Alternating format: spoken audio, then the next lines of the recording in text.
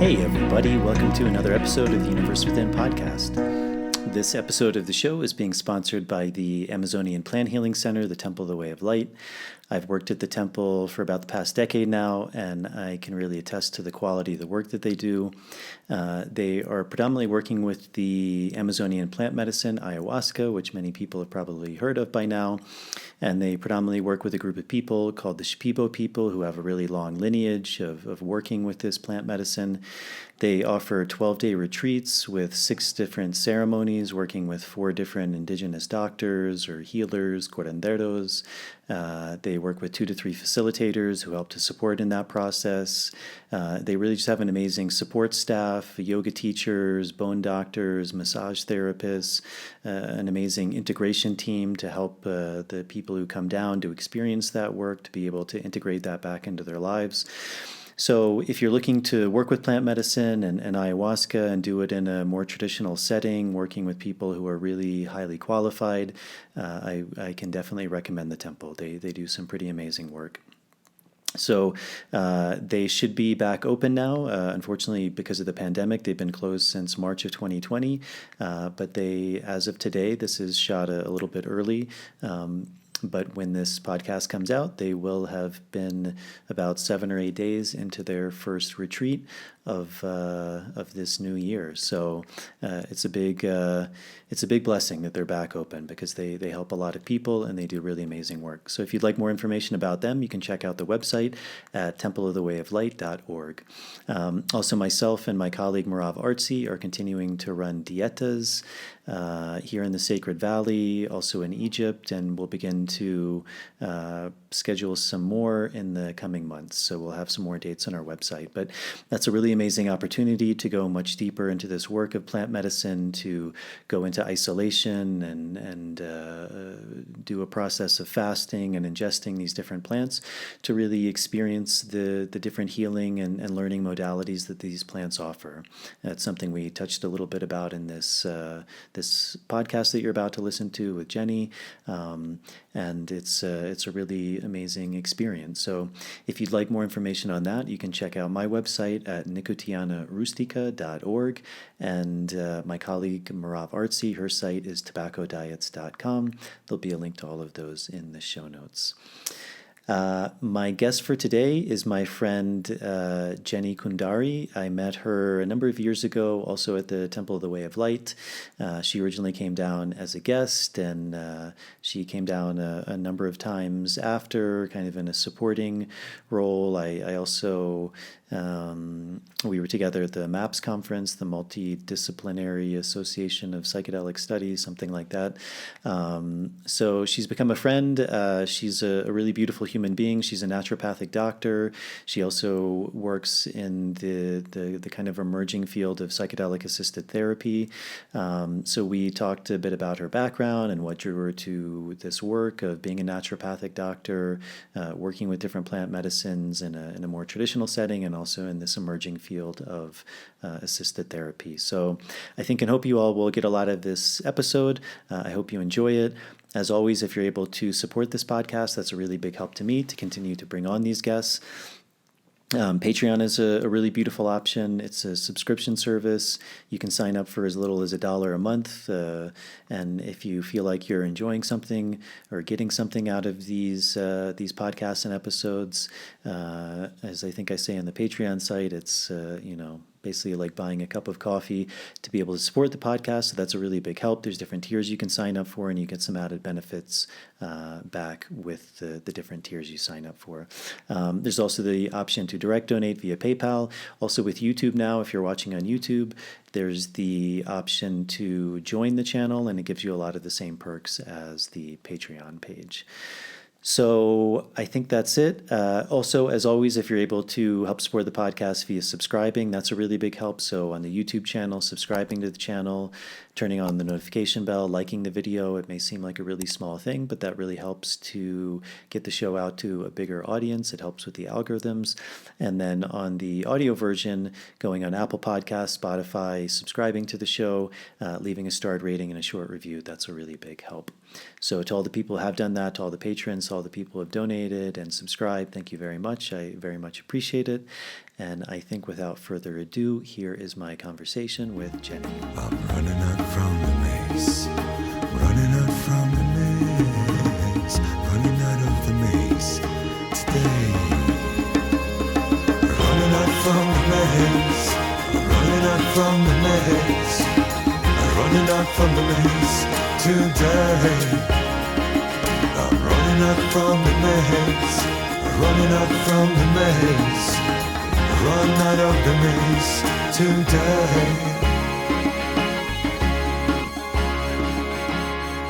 Yeah, so welcome.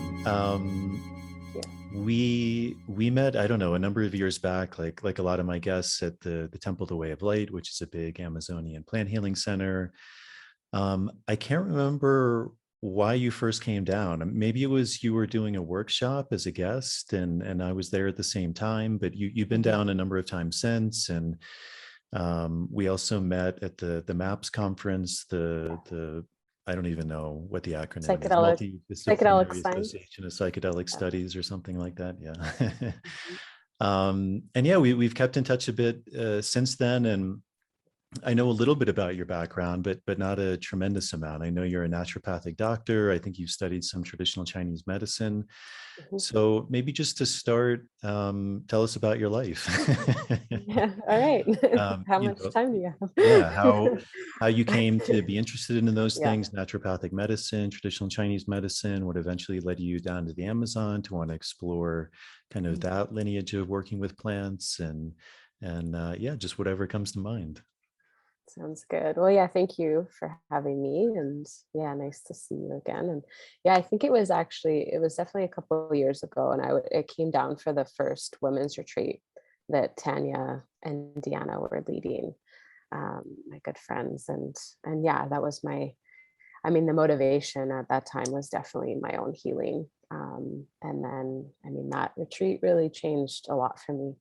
Really changed the course of my life, I feel like. So I'll get into that in terms of, yeah, I feel like those are some big questions in terms of my life history. So I'll try to summarize and not get too caught into tangents. But yeah, so essentially, I grew up in Kamloops, BC. So it's a small town just northeast of Vancouver. And both my parents are children of Italian immigrants. So they all came to Kamloops to work on the railroad and to just look for a better life for their families. And then my parents grew up there. And then, yeah, so I grew up with a pretty big community and a big Italian community, which was great and a huge part of, I think, why I am the way I am, and learned a lot from my grandparents. And it was nice to have that influence from, especially my grandmothers were very connected to plants and had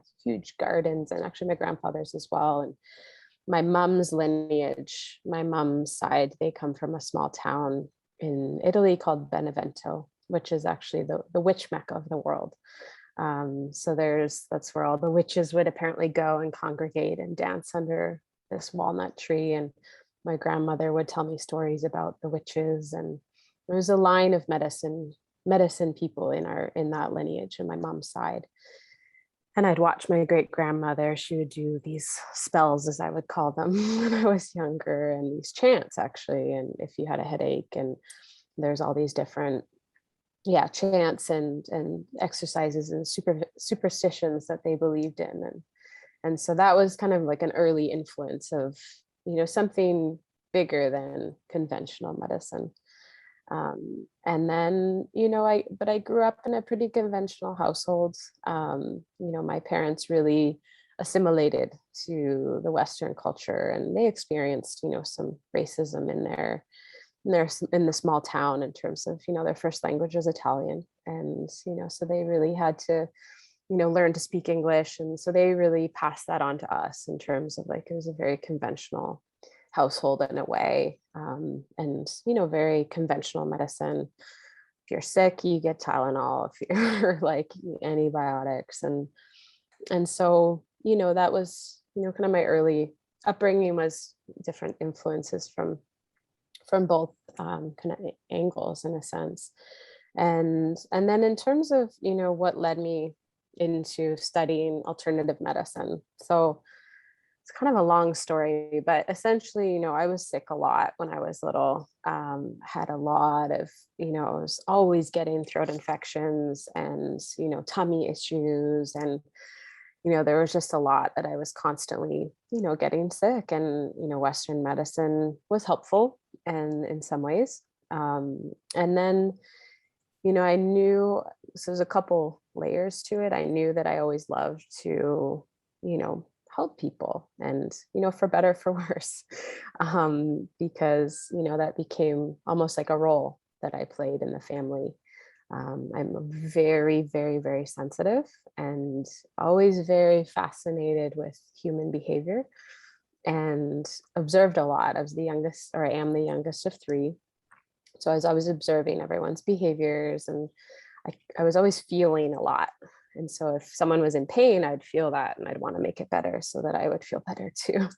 And so, that kind of became part of my path, essentially, again, and I say for better, for worse, because I think I identified a lot with it then as well. And then, it's interesting. I never really liked school. I was good at it, but I just didn't really like how I was like stuffed in a box. And I was always a very artistic and creative person as well, and loved music and art and dance and all the things. And so I found that school was quite limiting in that sense. But my parents really encouraged us to be in school, and just wasn't a question that I wasn't going to go to post-secondary school. It was like university, that was what I was going to do. And so, even though I didn't really want to, I wanted to actually, I think I had dreams of like being a professional dancer or a professional surfer or artist or drummer, or, but there was a way in which I really wanted to please my family. And, and so I ended up, I was really good at science. And so it's like, okay, I'll study science. I'll become a doctor. That's what that's what I felt would be important. I liked helping people. And so I started out on that route. So I ended up going across the country. I went to Queen's University and studied. I did this like very rigorous dual degree program. So I was doing 2 degrees at the same time. So I was getting a bachelor's of science, and then I was also getting a bachelor's of, it's called physical and health education. So like kinesiology. And my motivation was to become a sports medical doctor, because I also loved to play sports, and I was also very, I guess you would call it reckless, a little bit reckless in my youth as well. A lot of extreme sports, a lot of like snowboarding, and I got hurt a lot, and so I was often breaking bones, and I learned a lot from that journey in terms of like how to repair after that. And I was like, okay, I know a lot about this. I'll go into sports medicine to help people who've had similar injuries that I had. And then being in university in my undergrad, it was, I call those years the lost years in terms of I completely disconnected from myself, from my soul, it felt like. And that's when a lot of, depression and anxiety really started to sink in. I was really, really, really struggling. And, just really, like really struggling to find a lot of joy. And I was really seeing how out of alignment I was. Looking back, I'm able to see like, wow, I was really doing it for the wrong reasons, in terms of at that school, in that program, at that time, for a lot of the wrong reasons, not really for like what my soul actually really wanted. And, at first it was like little whispers, and then it started to get really loud, and a lot of just, traumatic things were happening at that time too.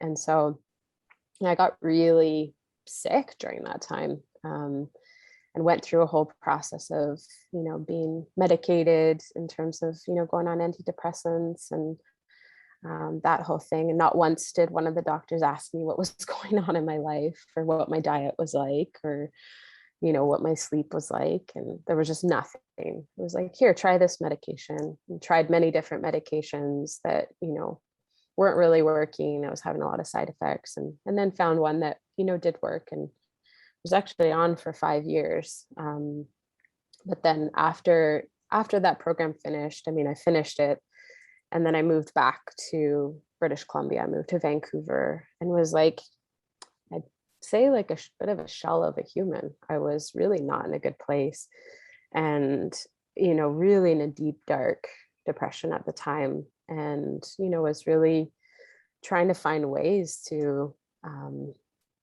help myself, get myself out of that. And then I was like, okay, well, what skills do I have? And so then I got certified as a kinesiologist and a personal trainer. And because I was really into working out and sports and everything. And, didn't really love it that much, but it was something that, I needed to make money and live. And so it actually helped kind of pull me out, because it gave me a bit of purpose. And then it was actually one of my personal training clients that was telling me her story.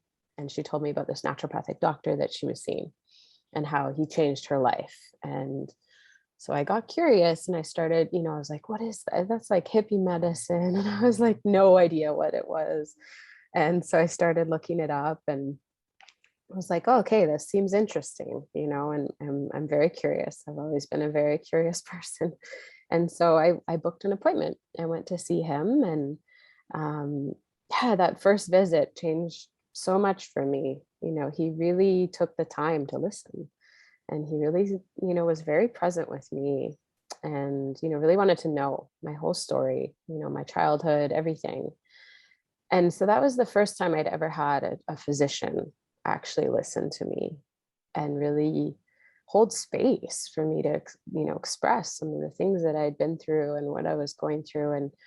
And, he, within that first visit, he figured out a number of things that were going on with me that, many doctors just couldn't see. One of them being, he's like, I think you have celiac disease. Like, you have all the signs that point towards that. And I had been to GI specialists in high school, and not one of them thought to test me for that. I got tested for Crohn's and colitis, but because it wasn't in my genetic history, they didn't go down that route. And then, yeah, multiple nutritional deficiencies and everything. But essentially, that was the case.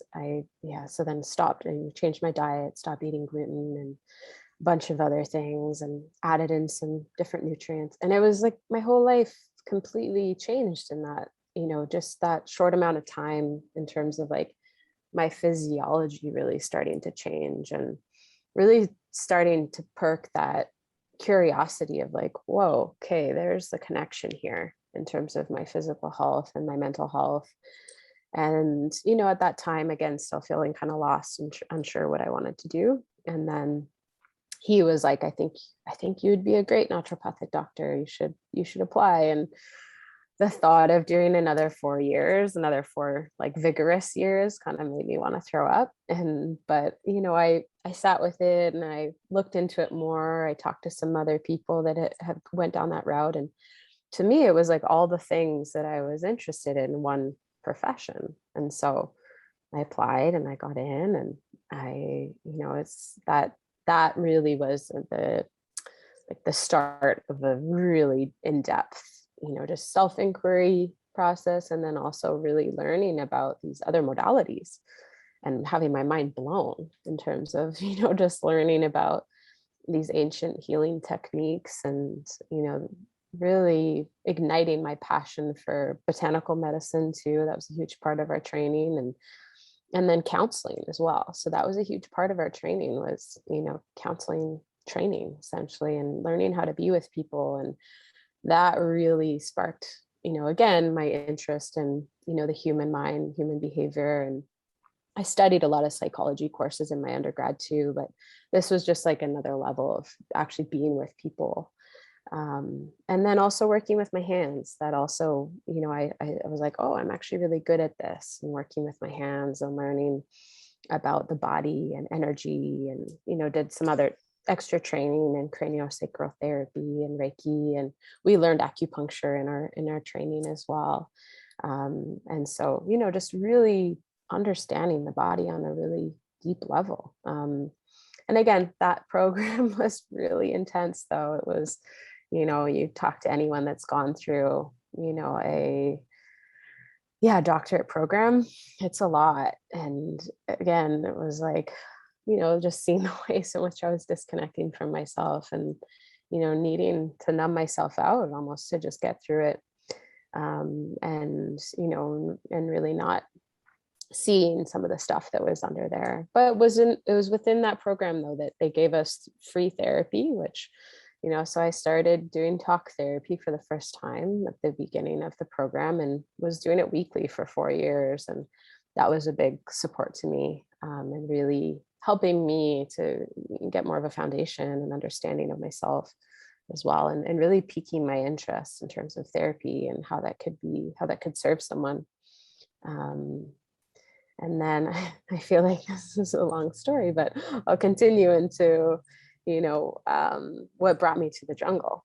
So it was actually, so when I was in 3rd year of naturopathic medical school, I was paired in an intern team with Tanya, our mutual friend, who worked at the temple. And so she was in 4th year and I was in 3rd year. And as an intern team. So essentially the 4th year is the primary clinician, and then the 3rd year is the secondary clinician that is observing and helping out and in more of a learning role. And then the primary clinician is really, taking control of the appointment. And then you also have a supervisor that's already a clinician that's, watching over you and just making sure you don't make any mistakes.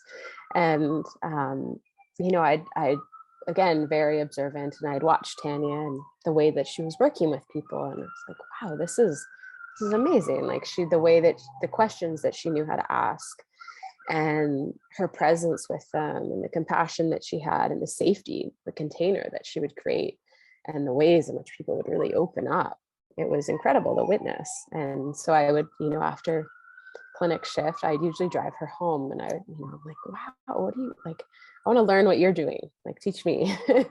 And so then she started to open up to me of how she was working with this plant called ayahuasca. And it's like, I'd never heard of it before. And, so I'm researching it, and, and then she's talking to me too about Gabor Mate and how she was apprenticing with him and, sitting in ceremony with him. And I'd heard of him. Someone actually gave me his book in 1st year of naturopathic medical school, When the Body Says No. And it changed a lot for me in terms of my own process of my own physical ailments. And so I was like, oh yeah, he's a very wise man.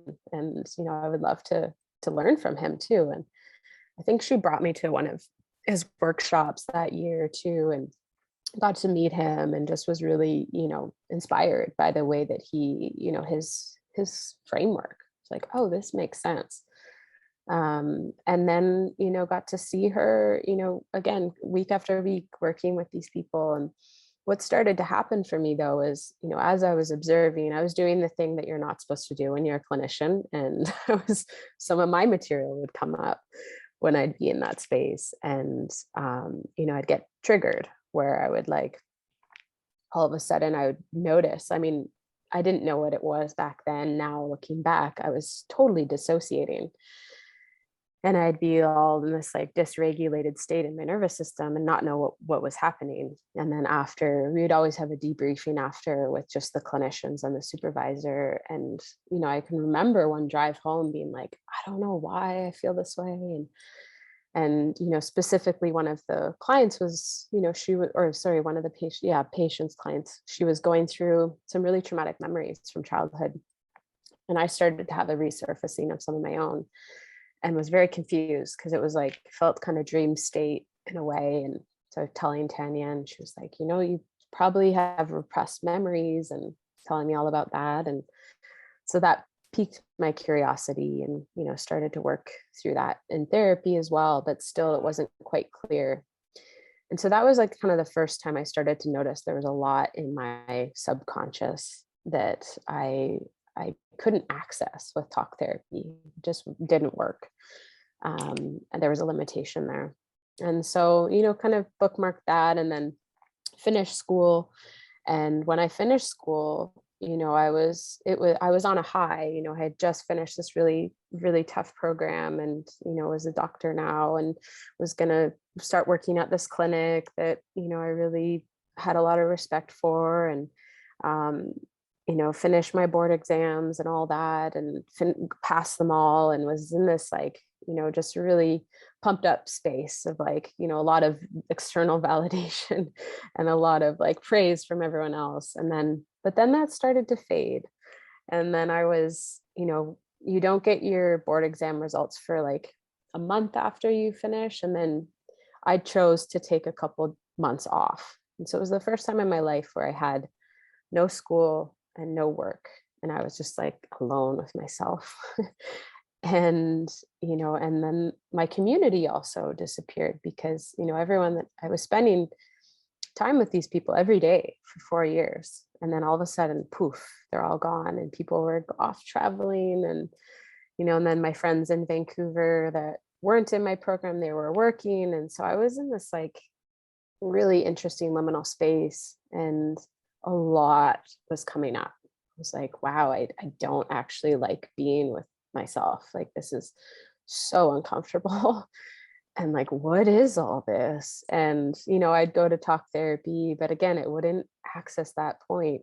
And then, I'll spare some details, but there was definitely a lot of like, kind of escaping, numbing out, a lot of partying, a lot of, and people would be like, yeah, you deserve this, and you worked so hard.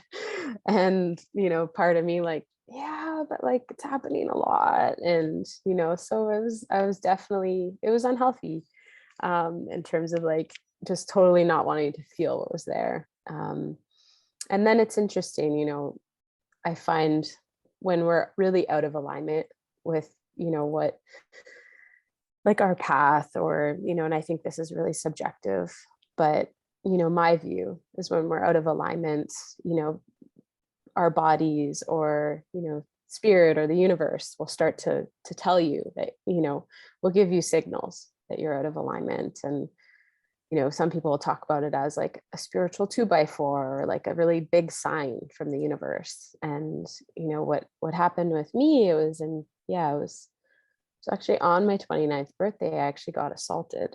And so it was a really big wake up call for me. And I was, I'd been drinking a lot that night, and still don't fully know what happened. And there was a lot of shame associated with that. I'm like this naturopathic doctor, and I'm getting beat up, and it was really intense. And I got really hurt. Like I, had a really bad concussion, and tore a lot of neck muscles, and fractured 2 ribs, and separated my shoulder. But that was like the wake up call for me, in terms of like, whoa, there is something going on subconsciously that is driving a lot of this, and I'm done with like allowing it to run my life. And this isn't how I want to be. This isn't how I want to be with people. And, I knew there was more. And, and I remember one of my teachers saying, you can't take people further than you've ever gone. And so knowing the type of work I wanted to do with people, I knew I needed to go into the depths of myself. And, and then it was very interesting how once that happened, and I made this conscious choice to want to go deeper, the plants, the universe, I don't know, I can't explain it. The mystery, the magic started happening, and started having dreams about this plant. I started having very interesting, very vivid dreams. And it was interesting. I'd dream of Tanya, and then she would message me, like just really interesting things would happen. And she ended up coming back into town, and we met for coffee. And, I just said, I think I'm ready, because she was working at the temple at this time. And I was like, I think I'm ready to come down to the jungle and meet this plant and go in. And she was, great, we've been waiting for you. And she's like, I'm facilitating with my dear friend Yana. It's an all women's retreat. And it was a clear yes for me. And so I signed up, and it was interesting. As soon as I signed up, my life started changing rapidly. And then, so that's what got me there. So yeah, long story, but yeah, how I ended up at the temple. And then, yeah, you were working there during the women's retreat and at the other center. And so I think that's when we met. I was there. I was working in the non-women's retreat. Yes, yes, you were. It Was was very there exciting to see a man when we were down there. was there something specific that drew you to the women's retreat? Because it's actually something I'm not super familiar with because I've Yeah, never had the chance to be in a great. women's retreat. um, Yeah. and there was also talk of doing a men's retreat, and at first I was a Mm, little hesitant about that because I actually didn't, for me, actually really understand like why would that be important. Since yeah. then I've come to see, I think as I began to look into that and see certain issues that men seem to be dealing with, I can understand the value in that. But was there something specifically about the women's retreat that drew you, or was it more just that that's what Tanya was running and so you signed up because she was facilitating that? I think a bit of both. For me, I was terrified to work with this medicine. You know, a lot of people wouldn't be able to tell by, just looking at me or just knowing me. I got really good during my life at putting out a certain face, but there was a lot of dark shit that happened in my life. And so I was scared to relive it. I read a lot, because I'm a bit of a nerd and want to like learn about, whatever I'm getting myself into. And so I was like like reading all these stories about people reliving their trauma, and was just terrified to go into it. And so for me, it was about safety, like what's going to feel the most safe, what's going to feel the most comfortable. And I think that was a big reason, having Tanya there and Deanna. I was like, okay, I know that like I have some allies there. And then the draw for all women for me, again, safety is, I was going down with an intention to really work through some sexual trauma. And so for me, and wounding from men. And so for me, being in a container with just women was a really great first step. I've since then worked with men too, and that's been a big part of my healing as well. But for the first step for me, it was just really important to be surrounded by women, in that container. And like the thought of being with 5 female Indigenous healers really, I don't know, it did something in my heart. I was like, oh, that sounds amazing. These powerful women, and getting to see them in their role. And I think for me, as a woman in the profession I'm in, I was just really inspired by that too, and really wanting to see that firsthand. These doctors of the jungle, really seeing them in action. Yeah. Can you speak a bit about that experience? And always with the caveat that you don't have to share anything you don't want to, but just maybe things that came up or things you discovered. I mean, I'm guessing that's the first time you had worked with ayahuasca. I don't know Yeah. about other like quote unquote what we would call plant Yeah. medicine. Yeah. But kind of what that experience was like for you. Yeah. It's interesting actually. Because I'm right now, I'm back in Vancouver in my apartment that I lived for 8 years. I've since then moved to California, but my family owns this apartment, and I was going through some drawers and I found actually all my old journals from that time. And so about a week ago, I was actually reading about that journey, that whole time that I was in the jungle, and so interesting to reflect on how much has changed since then, and the person that I am now versus then. And but also really powerful to just read, what I was going through at that time, and how powerful that was. And for me, it was the first, plant medicine that I worked with. I think I had like maybe like a micro dose of psilocybin at some point at like a party or something. But I was actually always quite afraid of psychedelics, which is interesting because now I work in that field. But I was quite scared. I had heard so many stories from friends and family of like, it makes you lose your mind and you can't get out of it. And and then I I think actually what allowed me to have the courage to come down there though was I actually around the same time that I was having these dreams about ayahuasca and plants, I actually had my first ever LSD experience. And it was in more of a recreational setting, but it was also really intentional. And that actually like just completely changed a lot for me too.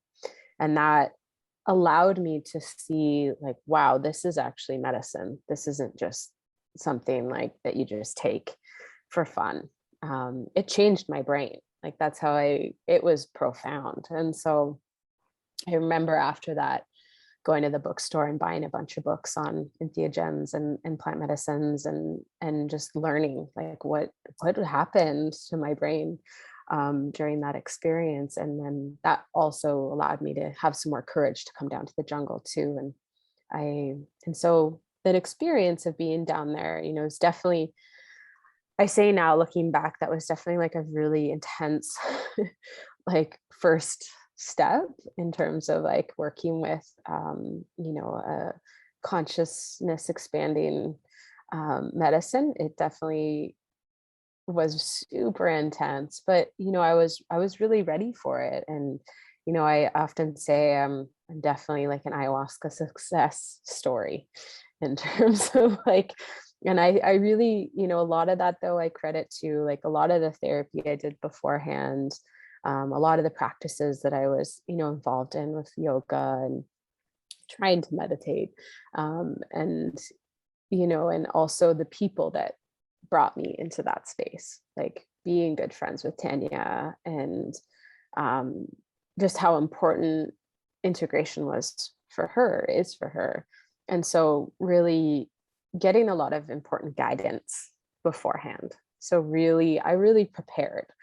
And I was very like diligent about my preparation in terms of like really creating a really like good space for myself to come back to, and was really, you know, like really following everything that the temple recommendations of the diet and all the things. And you know, so I feel like I was very ready to meet the medicine in a sense. I mean, again, that's just my perception of it, and then observation from Tanya and Deanna. I remember them saying like, wow, you're very ready for the medicine. And so it was, you know, it was really intense, very, very, very strong. No matter how much I would drink, I would just be completely blasted, I guess that's the word I would call it, into a different dimension, and experiencing a lot of physical symptoms too during the experiences too. So I know it's different for everyone. For me, it was definitely very physical, a lot of purging, a lot of body pain, a lot of crying, a lot of shaking, and you know, and intense would be the word. But it was really profound too. You know, I think in those ceremonies, you know, I really got to feel what it felt like to feel self-love. That's the perception that I had of it, of like, I got to feel this energy that I had never felt before, that really ignited something in me. And I really, you know, I view healing as well as like this coming back to ourselves, coming home.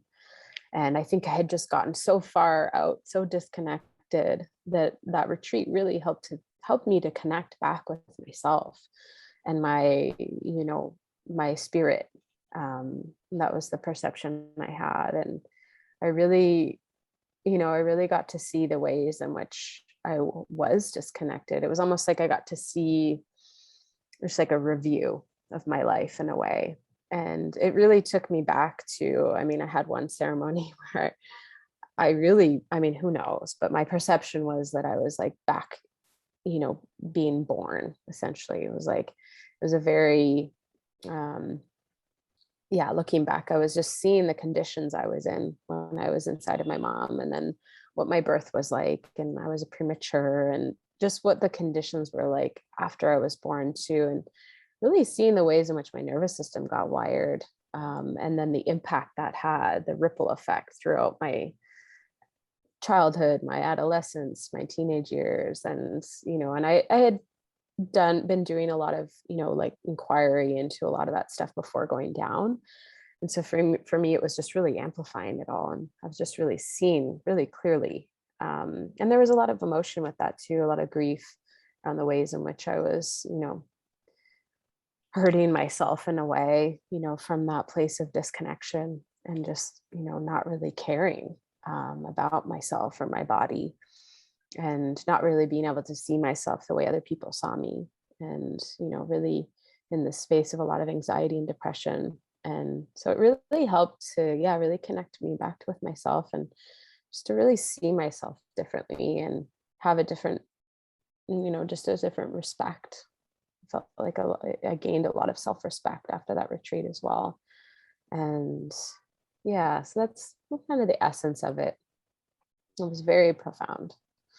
So, Do you have a sense of, you said there was a lot of physical pain and nausea, vomiting.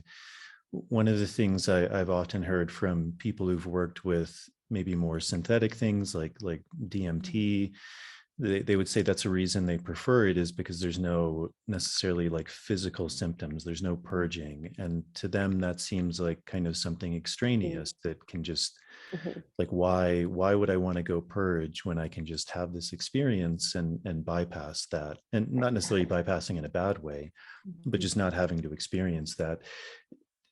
Did you see from that experience there was some benefit to that physical pain or that suffering, the nausea, the vomiting, or did you just see it as a side effect, or was there something in that you also learned from?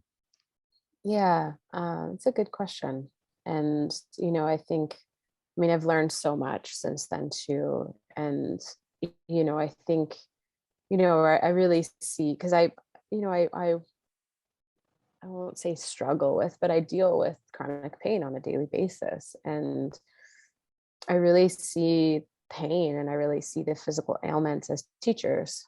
It definitely, my body has been my biggest teacher, and really allows me to do the work that I do with people. And in terms of that, that experience of the physical pain and the purging, the throat, the vomiting, the diarrhea, the shaking, the crying, I really see that as part of the experience, of part of the healing. And I think myself, and again, I think it's different for everyone, but I know for myself, I'm so open and so sensitive that, the ways in which energy, I feel it in my body, the ways in which, when I don't know if the word's absorb, but I take in a lot. And then there's also, I view emotions as energy, and it's like, I was reading actually in my journal, there was something I wrote when I was on the retreat. It was like, I got so good at stuffing it all down, stuffing it all in. I got so good at being strong from the outside. And I was writing, I was like, I have so much, I can feel how much darkness there is in there, and how much of these dark emotions I just didn't deal with. And I suppressed down, I took medication. I pretended everything was all good. And, often when I'm working with people, I explain this, emotions are energy.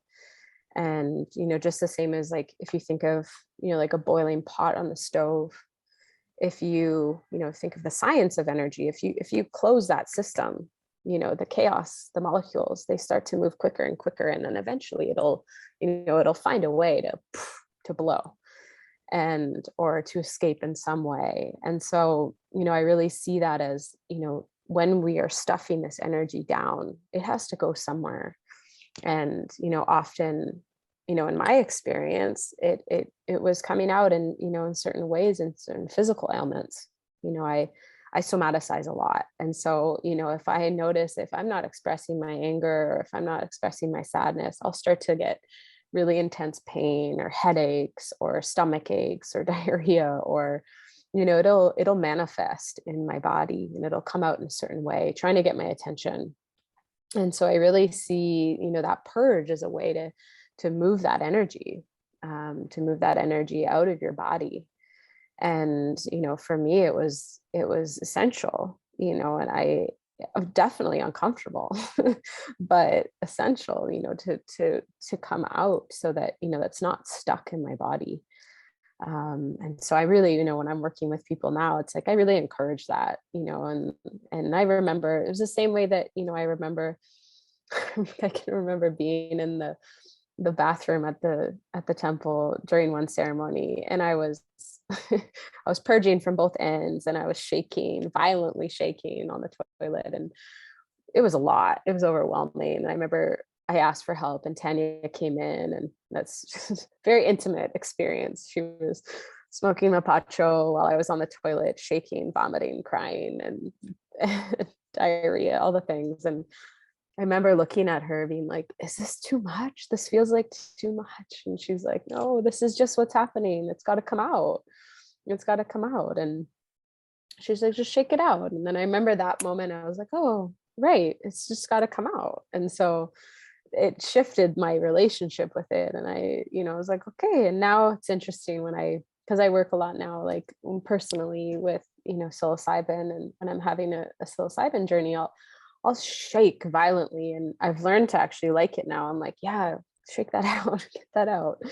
And, it's, for me, it's my nervous system is like organizing. That's kind of how I picture it. It's like, it's shaking out some sort of energy, some sort of, emotion, who knows what that is, but there's something there. And I've learned to really trust it, even though it's uncomfortable.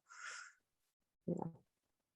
What do you think is that balance? Because often with trauma or even like something like fear, it seems like very often the beginning of that is an avoidance pattern of something, and then, but it seems to be that the more successful treatments of that is beginning to acclimate to that, whether it's in slow steps. For some people, maybe through a plant medicine ceremony, it may be in one huge revelational step. Yeah. But I was just thinking about with the women's retreats, because that's always something I found like interesting, that balance between, because it seems like that's a very common theme of why women come down to women's retreats, because as you described, there's a sense of safety, there's a sense of they can let go and not have to worry about potentially certain things that had brought them there in the first place. But then that balance of, how do you begin to acclimate that? How do you begin to introduce a man, and then like take what have I learned, and can I bring it into this lived experience, into this worldly experience, without regenerating that same trauma or fear or whatever that is? Yeah. So I think you're pointing to something very important here that I think took me a while to learn. And I think because I've studied somatic experiencing, and I've also done Gabor's compassionate inquiry course as well, or year-long training. And, I've learned a lot. I mean, I think it's been a lot of my own journey. I think definitely I've learned the most from, in terms of how I've integrated that into, my life. And, this concept of that they often use in somatic experiencing called titration. And, really working with like the nervous system and this balance. I think looking back, I really trust that everything that happened in my path happened for a reason, in terms of really allowing me to do the work I do now. But looking back, I'm like, I think, knowing what I know now, I actually feel like, maybe starting with, say, like an MDMA assisted therapy one-on-one session with a guide or a therapist maybe would have made the integration a little bit more smooth, or would have been easier on my nervous system, in terms of the after effect of it and coming back. Because that retreat was so much for my nervous system, all that I was purging and releasing, and it was a lot to navigate and to integrate afterwards. And knowing what I know now about some earlier, more developmental trauma, in terms of like the way that someone's nervous system is, and then you go and work with something like ayahuasca or psilocybin right away, it can really create more dysregulation, or can actually re-traumatize in a way. And I know there's different schools of thought on this, but I think for myself, like there were times where I think that that did happen, and where it went a little bit too far, and it was really hard to come back to this reality and hard to really integrate into my life. And, I think looking back, it would have been helpful to build more resource, um, before and during and after. And also this concept of titration. And I've been actually, learning a lot more about MDMA assisted therapy as well, and really seeing the ways in which it can really slow things down. And there's a way that you can, titrate the release, titrate the purge, in a sense, in terms of like that shaking or release, or that, allowing yourself to go into some of the emotions that may be stored there, but in a way that is really quite safe and is more slowed down. And you can also like pause and create more bringing in of resource, in a sense. And when I say resource, I mean, just learning different tools, like, being able to, orient in your space, or, things that can help you to ground, and, working with breath practices or working with movement practices. I often, when I'm working with people, I'm also bringing in a lot of imagery, and, a lot of, just tools that are helping to ground the experience. Because I think sometimes with these, medicines like ayahuasca can really like blow someone out in some ways. And, is that helpful? I don't know. Sometimes, I also, work with people who have gone to retreats and completely blown themselves out, and, come back and their nervous system is very dysregulated, and they're having a really hard time, going back to, the work that they're doing, or, the community they're in, and they're in need of some support to, ground themselves into their experience, and to like, to process what just happened too. And also, and that's where, I also integrate, I think, in my work, like I'm bringing in a number of different tools that I work with too. And so I'll often, bring in certain plants, like ashwagandha and holy basil, and things that are like nourishing for the system as well. So I think it's important to have a lens that is really balanced in a way too. And it's, it's different for everyone too.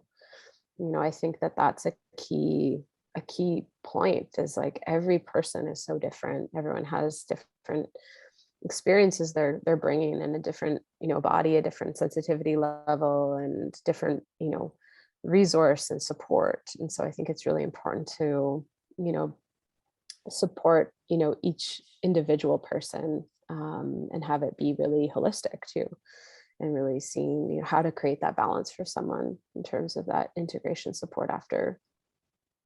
I think I answered your question kind of a roundabout way, but You mentioned in the beginning of the interview some of the work of your grandmother, like the singing and chanting, and um, are you able to elaborate on that? Because that sounds really interesting. And anything you remember that you took from that, or that you can speak about? yeah, it's funny. It's something that I'm learning more about, and it's too bad, all of my grandparents have passed now.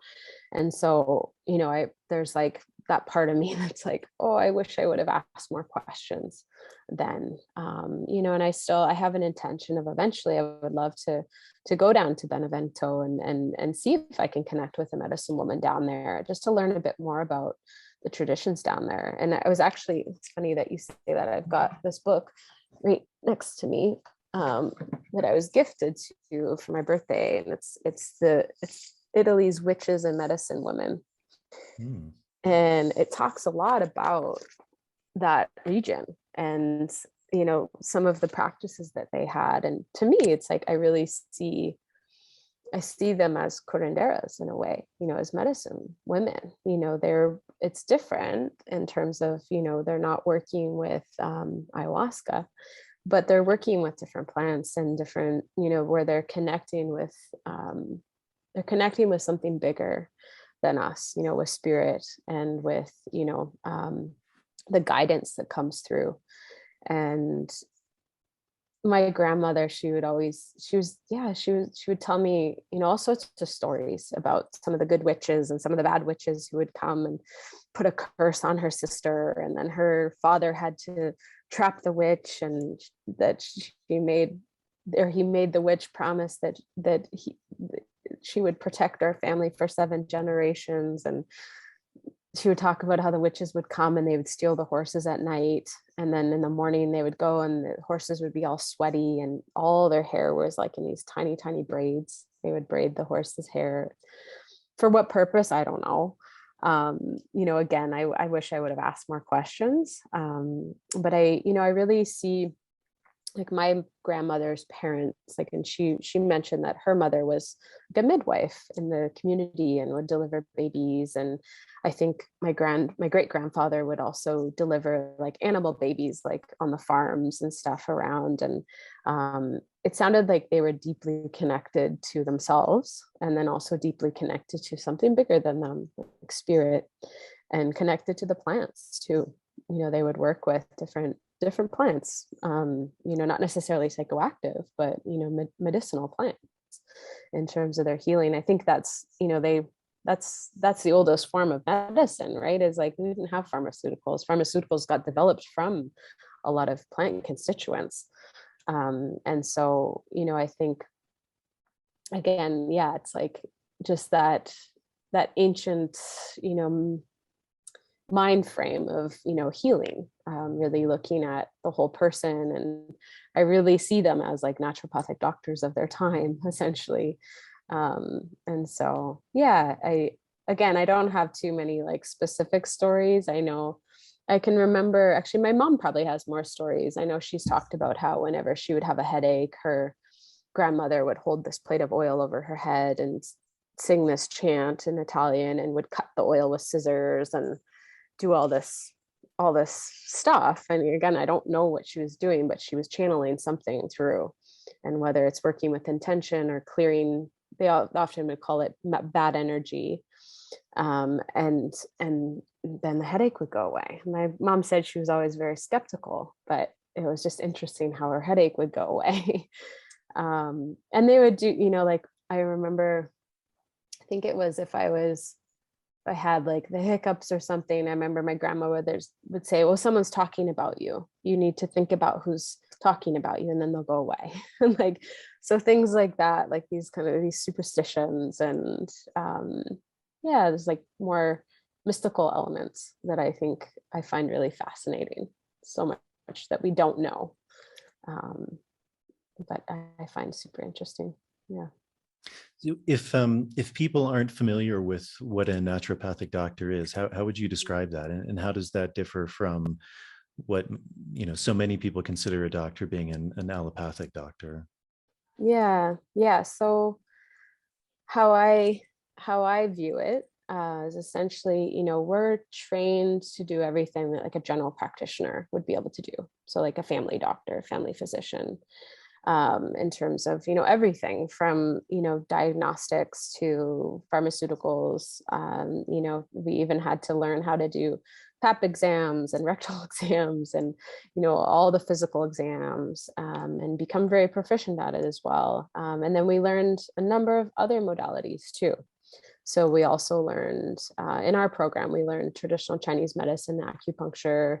We learned herbal medicine really extensively. We learned chiropractic manipulations. We learned how to adjust people's spines as well. Soft tissue mobilization as well. So more hands-on with therapeutic techniques, extensive training in nutrition and nutraceuticals, orthomolecular medicine. We also learned IV therapy, so how to put in IVs and do different nutrient IVs. And then homeopathy is a part of it as well. And then counseling was a big part of it as well. And I think that's it. I could be missing something. It's a lot though. And then we also, there's an option. Actually, no, we have to learn about pharmaceuticals as well, but there's an option to get your pharmaceutical license as well. It's another kind of course and exam that you have to write. And so I ended up going that route as well, because I wanted to have that knowledge and have the option if I wanted to prescribe an antibiotic or something like that. And it serves me now. In California, I'm licensed there as well. And so, and I also have my pharmaceutical license there too. And my DEA license. And so I can also prescribe ketamine there. And so that's in the clinic that I work with there. I'm doing ketamine assisted therapy with people. So just another kind of caveat. I think, with naturopathic medicine, there's so many options. It's so broad, which I think has its pros and cons. And I think one of the disadvantages, compared to, allopathic medical doctors is we don't get the internship in the hospital. So we're not getting to see, multiple cases of, emergency medicine and all that.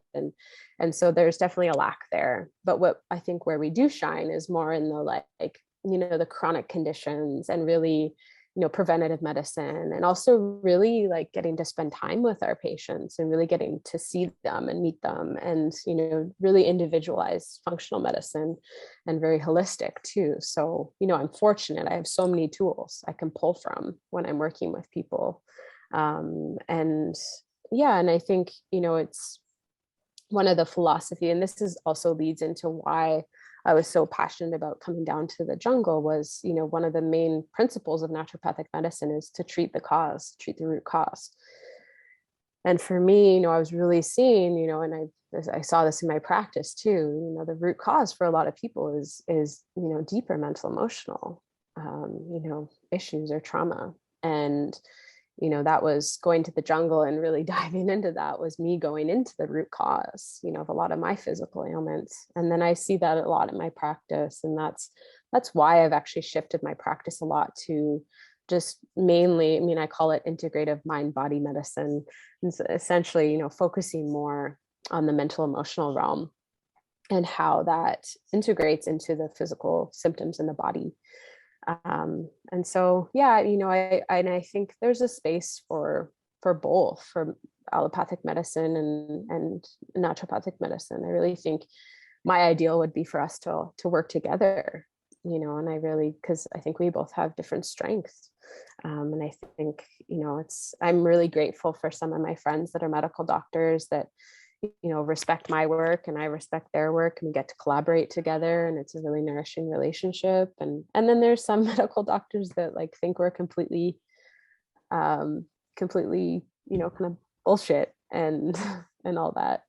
Yeah, it's really interesting because I remember, I think one of the beauties about not just medicine, but life in general is kind of specialization. And the more society advances, we are able to specialize in things more and more. And that really just opens up tremendous knowledge and the ability to really do amazing things. But it seems like one of the downsides of that is we begin to lose things looking at things in a broader picture. Mm-hmm. And I remember I was in New York in Manhattan in Times Square. So this is I hope no one gets offended by this, but that's kind of the epicenter of the world. And I broke my nose in jiu-jitsu. I was practicing jiu-jitsu and it was 7:00 at night. And my nose was clearly broken. It was on the side of my face. And I went to the ER and I forget what hospital it was, but again, this is some super advanced hospital in New York City, in Manhattan, near Times Square. Mm-hmm. And I went there and I was I showed up and I was like, hey, I broke my nose. I need it fixed. They're like, oh, okay, just wait over there. So I was waiting in this waiting room and finally this nurse came and she's like, what's the problem? And I'm like, I broke my nose. It's clearly in the side of my face. Mm-hmm. She's like, we should probably run some x-rays on that. I'm like, if that's what you need to do, I don't really want any x-rays. I just want my nose, fixed. It's like, okay, let me go get another nurse. And I'm like, okay. So I wait another half an hour and then another nurse comes and she's like, yeah, how can I help you? I'm like, my nose is broken. Could you please reset it? And she's like, yeah, I'm going to have to get the doctor. I'm like, okay. So I wait another half an hour. Finally, a doctor comes and he's like, yeah, what can I do for you? I'm like, I broke my nose. Could you please fix it? He takes a look at it. He's like, yeah, usually we run some x-rays and stuff, but it does look like it's broken. And I'm like, thank you. I mean, I also, to be honest, I didn't come for a diagnosis. I just came for it to be fixed, because like I can't Mhm. breathe, it's clearly on the side of my face. He's like, yeah, I don't think we need to run any x-rays. But I'm not able to set it. We need to see an ear, nose, and throat specialist. Oh And I'm no. like, okay, that's fine. Can you put me in Mhm. touch with one of those? And he says, yes, but because this was like a Friday evening at, like, I don't know, it's Mhm. probably nine Okay. o'clock in the evening by now. And he's Mhm. like, there's none in. And the next available one, because they only work, I guess, Monday to Friday, is Monday at whatever, 9 Oh a.m. or wow. something. And I'm like, so I have to wait 2.5, 3 days before I get to see someone to fix my nose. And that's what I did. But I remember thinking, like, how crazy. Like, I'm in the probably Yeah. one of the biggest hospitals in the world, and in one of the Wow. epicenters of the world. Mhm. And this most basic thing, fixing a nose, Yeah. nobody could do. There was thousands of personnel there, and nobody knew how to fix a Oh nose. no. And I Yeah. remember thinking of my great grandfather, who was an osteopath. And Oh no way. at that point, I mean, this was a while ago, but I think he charged like $2 a visit. Mm. And you would go in, you'd pay him the $2, and he fixed you. Yeah. And it was Yeah. also really interesting because he knew people, and it was also during the era of World War II. So a Uh-huh. lot of people, like, gas was being rationed, and so he did Mhm. house calls, which I think Mhm. almost no doctors do Oh, anymore. yeah. And I think there was something really profound about that, because it was very holistic in a way, because he would go to people's houses, he would see where they Yeah. lived, he got to see their families, he Mhm. and there was a lot of observation that happened Yeah. with the holistic part of a human being. Yeah. It wasn't just someone coming to his office. It's like, well, how is their house? Like, is it neat? Is it Mm. messy? Are Yeah. they Mhm. rich? Are they poor? Like, do they seem like they have enough food? Like, Mhm. what's going on in all these different aspects of their lives? And so, Mhm. I guess this is a little bit long-winded, but it seems like one of the things we've lost with specialization, which is so amazing, is this Uh-huh. ability to look at things in a general sense. Yeah. And going back to that example of the broken nose, like, again, in this hospital with thousands and thousands of people working there, nobody knew how to fix a nose. Whereas my great grandfather, who was just Yeah. one person, would have fixed it in literally 2 minutes. Yeah. I mean, even in a lot of jujitsu studios, there's some guy Yeah. who will That's. just reset your nose. Mhm. He'll stick Mhm. 2 pieces of Mhm. wood up there, or 2 pens or something, and just fix it. And it's not a big deal. Yeah. Um, but that seems to be one of the real benefits, as you were describing, of that idea of naturopathic medicine, is just that generalized sense, which seems to be Yeah. really missing in today's society. Yeah. I agree. I think. I love that your grandfather was an osteopath. I love osteopathy. I find it's super helpful for my own system. I was actually really excited that I was back in Vancouver and got to see my osteopath. I find it really supportive, and how I really see it is, osteopaths are really seeing how all the different systems in the body connect together. And I think that's somewhat of what you're speaking to as well, too, of how when it's like this kind of very specialized and very like segregated approach of like, maybe I don't know, but I think a lot of, say, like a cardiologist really focuses on like the heart and doesn't necessarily think about the nervous system or think about the other systems in the body that all intermingle. And I think that's one of the advantages that I have with my education is really seeing how all the systems come together, and and being able to step back and observe. And I remember one of my one of the elders in naturopathic medicine that was one of my supervisors when I was in school. He always said, the first thing you always do is you observe, and you observe, how do they walk in the room, how do they appear when they sit down, do they make eye contact, what are their clothes like, are they are they well kept, or are they like, what's their hygiene like, how, when they speak, what is their voice, what's the tone of their voice like, and I really, that's is a, I think that was a really important lesson for me to learn at that time, and I think really serves me now. And I think I have an advantage in a sense of, I'm very sensitive, and so, and also, just very vigilant. And so I one of my gifts is I can hyper attune to things and hyper attune to people, and I can pick up on very subtle things that, serves me in my work.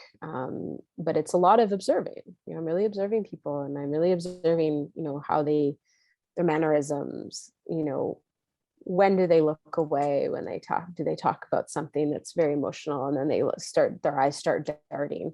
I'm like, there's something there. Or, their voice shakes when they talk about a certain topic. And so I think that's, again, one of the advantages of, holistic medicine is really, being able to really see how everything really intertwines, and observing, the whole person, not just like this one little aspect.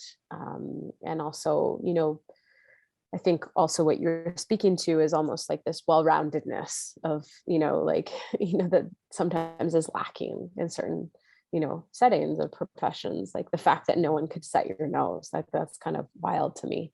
It's like, it seems like, I mean, we learned how to set, arms, and how to reset that. I don't think I would feel quite comfortable doing it because I've never done it. But if I was in a situation, emergency, I would definitely step up and do it.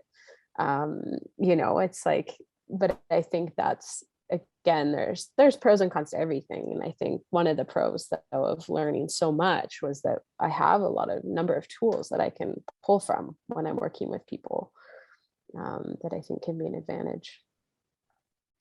You mentioned that a lot of your work, what you've begun to find yourself doing, is focusing more on this like mental emotional aspect. And certainly in my work, I would say that's also like the vast majority of the problems I see are arising in that realm. And even to take it to another level, which may sound strange to people, but because I think most people now realize, like, obviously there's an importance in that mind-body connection. I mean, even what I remember when I was younger, even in a lot of Western medicine, that wasn't really something that was spoken about a lot. And now it seems like it is. It seems like that's something that's just more generally recognized. But even in a lot of the work I do, and I remember it was very strange for me kind of when I first heard it, because a lot of the doctors would speak about this idea that yes, there are 3 levels of healing. There's the physical, the mental, emotional, and also the spiritual. And that seemed a little foreign to me. But the more I've done this work, the more I've actually begun to understand that. And in a way, maybe even seeing that as even something that's really lacking in people, beyond the mental, emotional, and almost in that way, like that what's lacking in spirit is then causing these mental emotional disturbances, which then cause physical disturbances. So what do you find are like common things on that mental emotional level that are causing people illness or disease, or because it also seems like so much of what we talk about in terms of illness, like obviously you mentioned, like if our arm is broken, like that seems like a pretty clear physical ailment. Now, maybe there was some mental thing that was going on when that happened. That's possible. But I think so much of when we talk about illness, really, especially more and more, what we're talking about are chronic ailments, things that are there day in and day out. And there's not necessarily like a simple pharmaceutical treatment that we can take that, as you said, is getting to the root of that issue. So what do you think is happening on that mental emotional level that is causing so many of these ailments that so many people are dealing with? Yeah, I mean, I think it's a really big topic, in terms of, I think there's a lot that can be said there. I'll try to summarize. I think I really like what you pointed to around this mind body spirit connection and the ways in which that, you know, these layers of healing. And, you know, I think in the Western culture, you know, I think there is a lot of absence of the spiritual connection. And there's a lot of, you know, I think the word that comes to mind is just disconnection, that really leads to a lot of these, you know, more mental, emotional manifestations, and then also physical manifestations as well.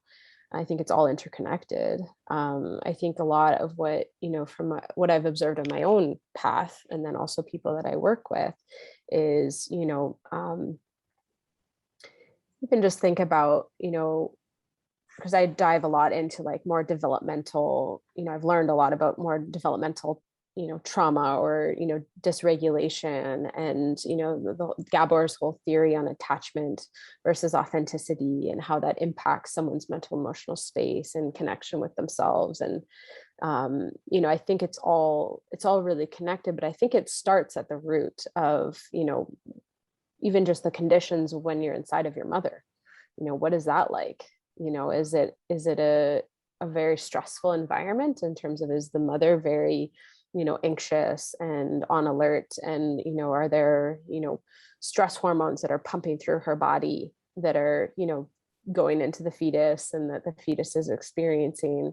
Again, there's a lot of different schools of thoughts around that, but it's like, okay, well, how is this fetus's nervous system developing? And, you know, and I say this to not put blame on mothers. I think mothers and parents get a lot of, you know, blame essentially. And it's like, you know, I really am careful with my language around that, because I don't want to shame anyone.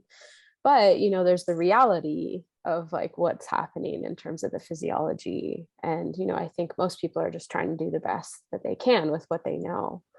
And I think that that's something that I'm super passionate about, is educating more and more people too, to learn these concepts of, you know, the nervous system, what's happening on a physiological level with the hormones in the body. And then also these more subtle, you know, concepts of, you know, how you attune to your children.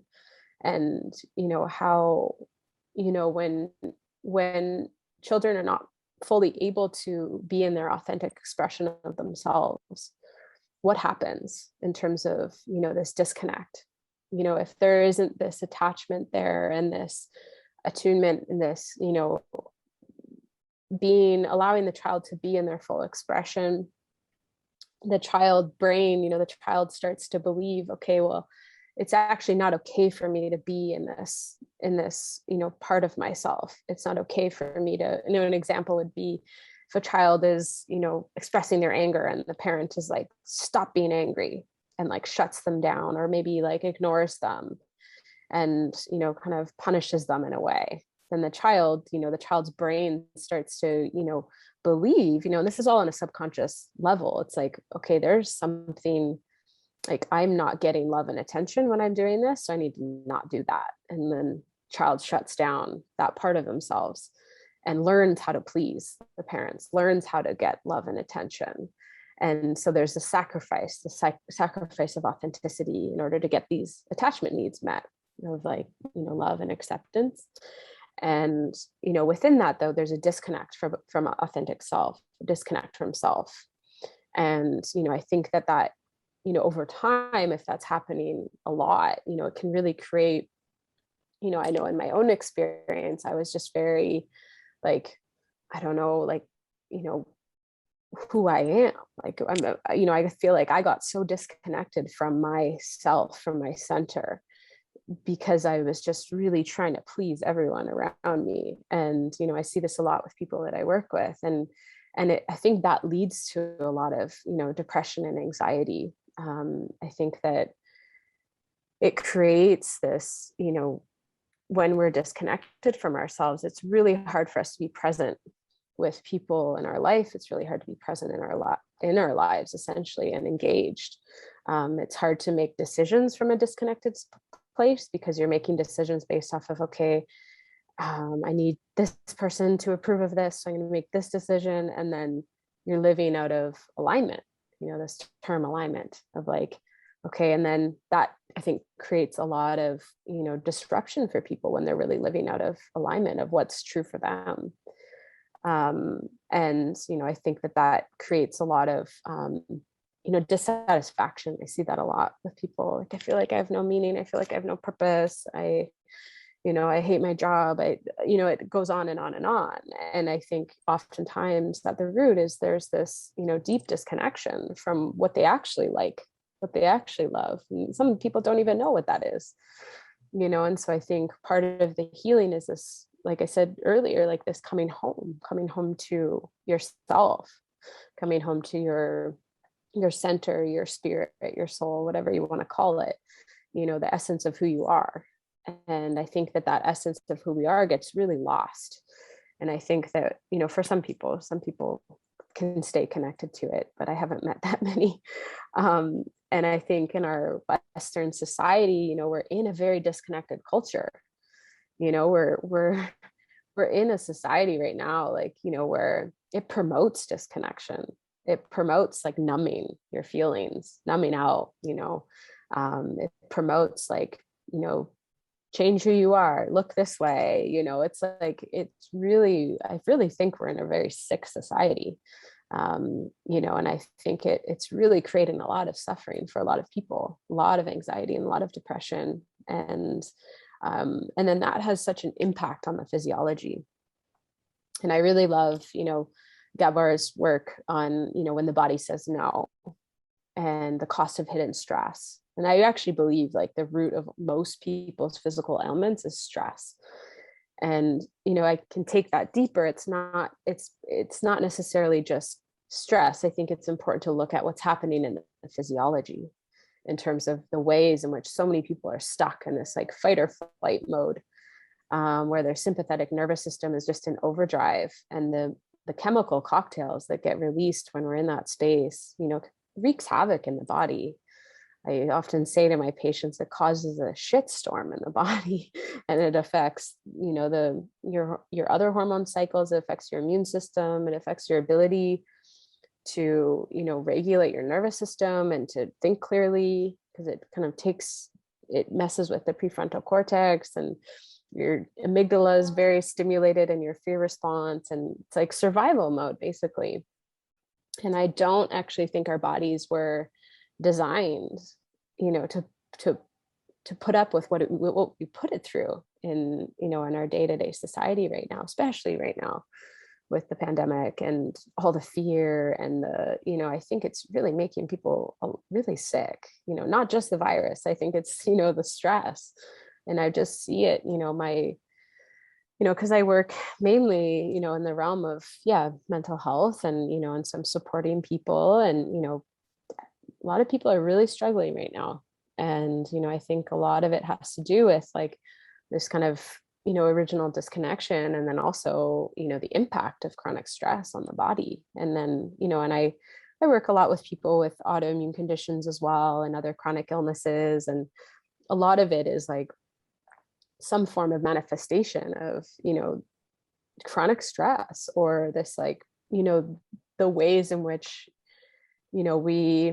another example can be like, oftentimes I see this, especially with autoimmune conditions. And I have an autoimmune condition as well. So I speak from experience in terms of, I think there's ways in which when we can't say no, and we have a lack of boundaries, or, we're so preoccupied with getting that, love and attention and acceptance, we abandon ourselves. We abandon our bodies essentially, and we don't listen to those little whispers, and we push ourselves really hard, and then we get sick. And I think it's the body's way of like, hey, like, listen to me, rest. And these, usually it's whispers, and then it starts to get louder and louder. And this, it's been a constant learning for myself. And I used to get to the point where I wouldn't listen, and then I'd end up in the hospital with like a kidney infection or something, just like completely ignoring my body.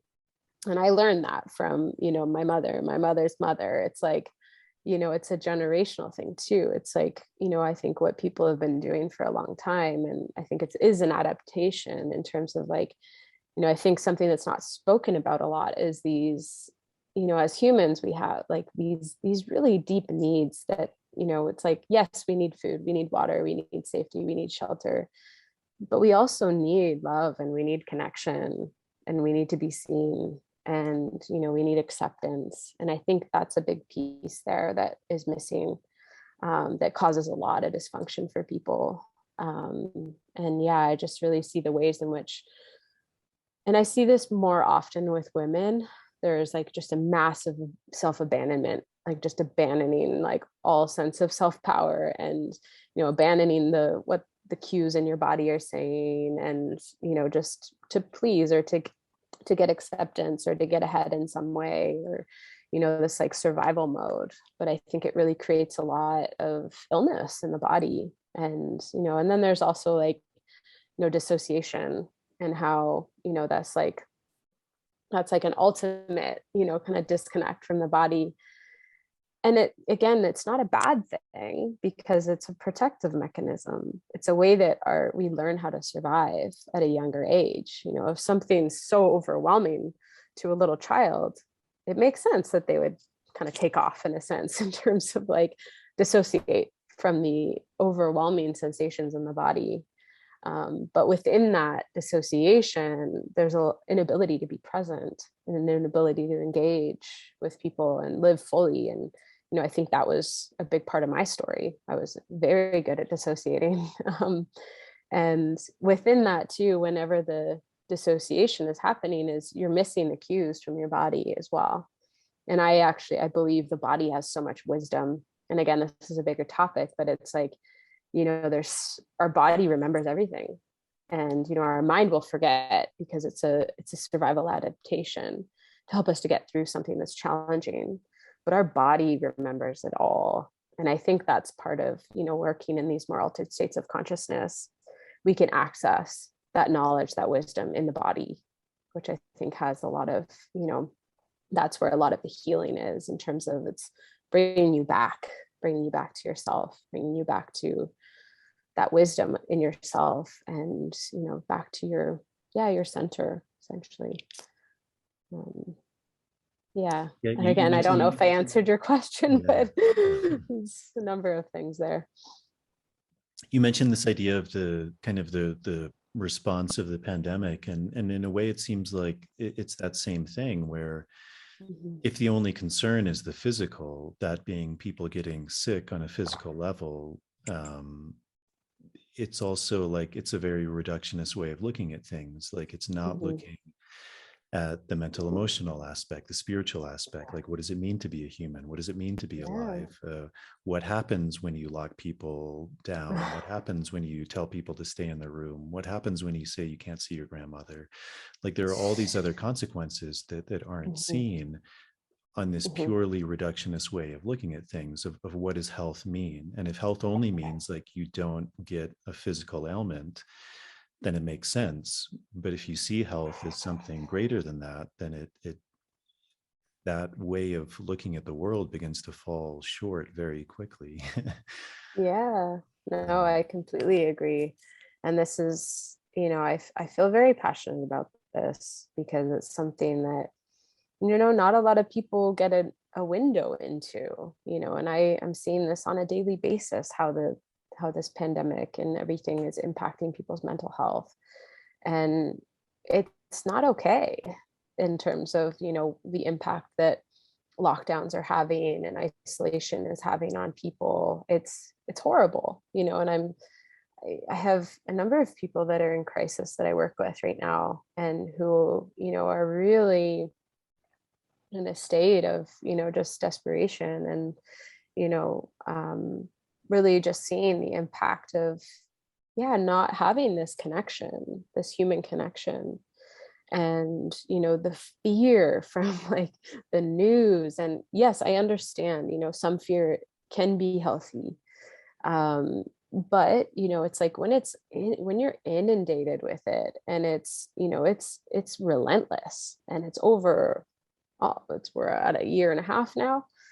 that impact on the physiology, I really hope that there are some people out there that are researching this, and because I think it's impacting some people's health way more than the virus would. And again, the virus it's complex. I don't understand it, in terms of the impact it's having on many people, it exists. I have many friends that work in the hospitals, and hearing their perspectives of what they're going through, that's another element to it too. They're so burned out, and so there's all these different sides and different elements to the reality of our situation right now. But I just like, I really hope and pray that mental health becomes more of a topic of conversation, because it's so important. I mean, that's why I shifted my practice into working with that, because you can give someone all the supplements and all the pharmaceuticals and all the things, but if you're not addressing this mental emotional component, if you're not addressing the nervous system, the activation that's going on for someone, and then the trickle down effect of that, it's like, that's a problem. It's a big problem. And the ways that impacts the immune system, and I think that this needs to be talked about more. That's my hope anyway. Mm-hmm. One of my favorite questions is always, what is the balance? But it's more in, when you were speaking about this idea, use the example like of a mother who shuts down their child when the child gets too angry, and how that can then have a subconscious effect on that child. The other side, though, that what it made me think about was, I don't have kids yet, but recently I raised 5 kittens. I adopted this Oh, kitten. wow. Okay. And it was a really amazing experience. But one of the things that was really fascinating was watching how this mother raised the kittens, Mm-hmm. and also how Yeah. the kittens began to learn about things. Like they would play with each other, and I mean, literally all they did was 3 things. They slept, they nursed from the mother, and they wrestled. That's all they did all day long, every day. Most of it was wrestling, and then there was a lot of sleep That's so funny. involved, and then nursing. But in that play of like wrestling, there would always be these limits that were reached, like they'd bite too hard, or and then the other one would react. And then I could also see where like they'd learn something, and then they'd go to the mother and try it out, and she just kind of she'd let them bite them, or bite her, or try and do something. But eventually, if they crossed the line, she would smack them, and then they'd go back and be like, okay, that was too much. Okay, I can't do that. But there was this aspect of discipline, and that also, it seems like anything, like if any of these things get taken too extreme, like that idea of like anger, like obviously shutting that down can be very detrimental, because that child is not able to potentially then express something. But if the child is expressing something and it's also becoming unhealthy, not just for others, but actually for that child itself, like to be in that perpetual state, and not learn that discipline, can also be very,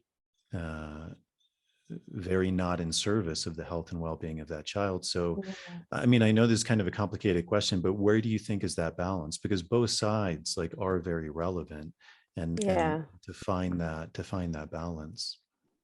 Yeah, no, I'm glad you brought that in. And, I think that's such an important piece to bring in, because there needs to be that balance. And again, I don't have children of my own, so I'm not going to pretend that I'm like some, advanced parent or something like that.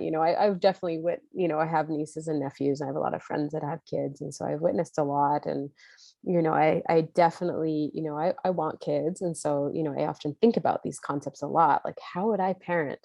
And I think it is really important, as being in the role of the parent, there is that balance of like of teaching and discipline, and and safety and containment, because I think it can swing to the extremes of, you can also have a parent that like doesn't discipline at all, where there's no rules, and the child runs the show. And I don't think that, in my opinion, I don't think that that's actually that healthy, because then it doesn't create a containment for them, and there's actually a bit of a lack of safety there. Because as the parent, you are the caregiver, you're supposed to create that container. And so, I think there is that boundary, or that line there. And again, I don't know the answer in terms of like, what is the line? I think it's a kind of learn as you go thing. I mean, that's what I've learned from some of my friends that are parents. It's like, you learn as you go, and you make mistakes, and sometimes you discipline too much and sometimes not enough. And I think it is this balance, and I think you just try your best and bring in with, all that you do know. And I think ultimately it's important that, children know that you love them, and that you see them, and that you are there for them, and that they can talk to you. And, I think there's, like any relationship, there's going to be rupture and repair. And I think that that's, similar with the child parent relationship.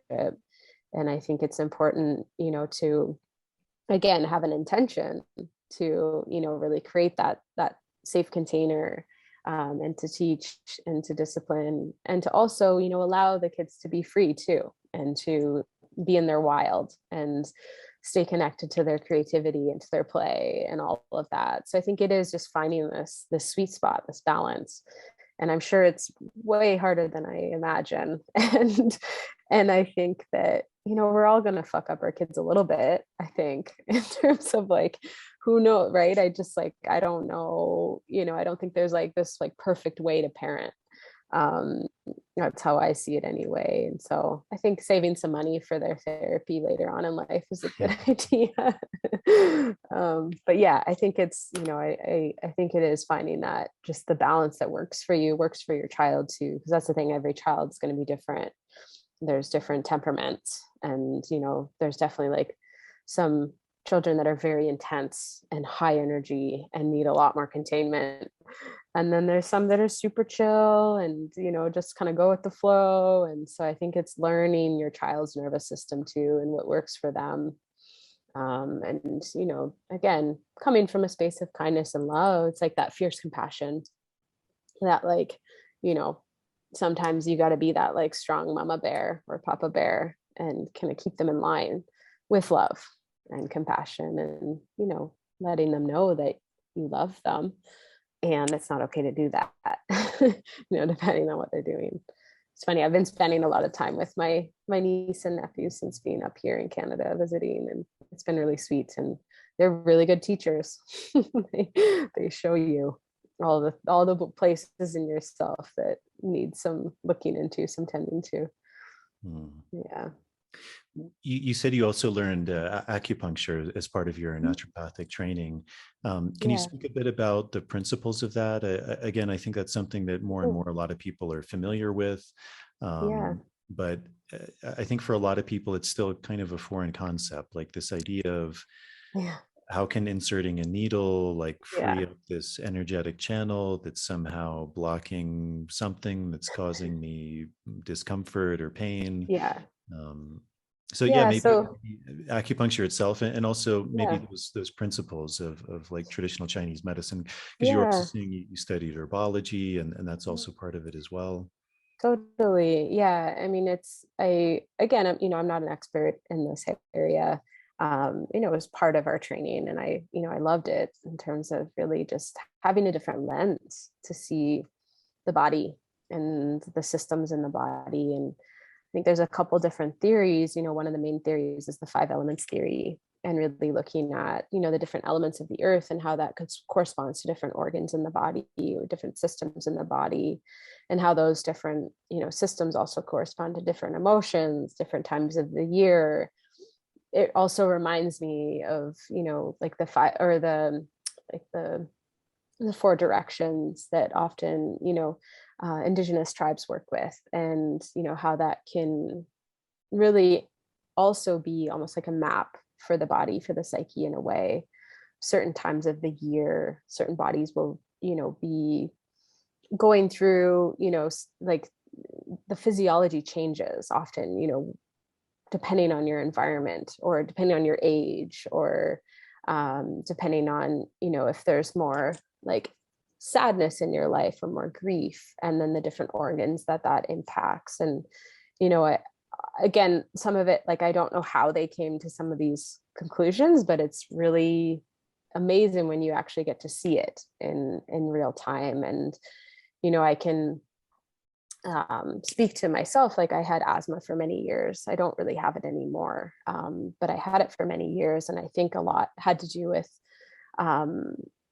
there was some deep grief that I was going through. And often in traditional Chinese medicine, they'll view grief as it corresponds to the organ of lungs, which is just so interesting in terms of like what's happening in our collective right now. And then also it also relates to, the kidneys as well. And actually the emotion of fear often relates to the kidneys.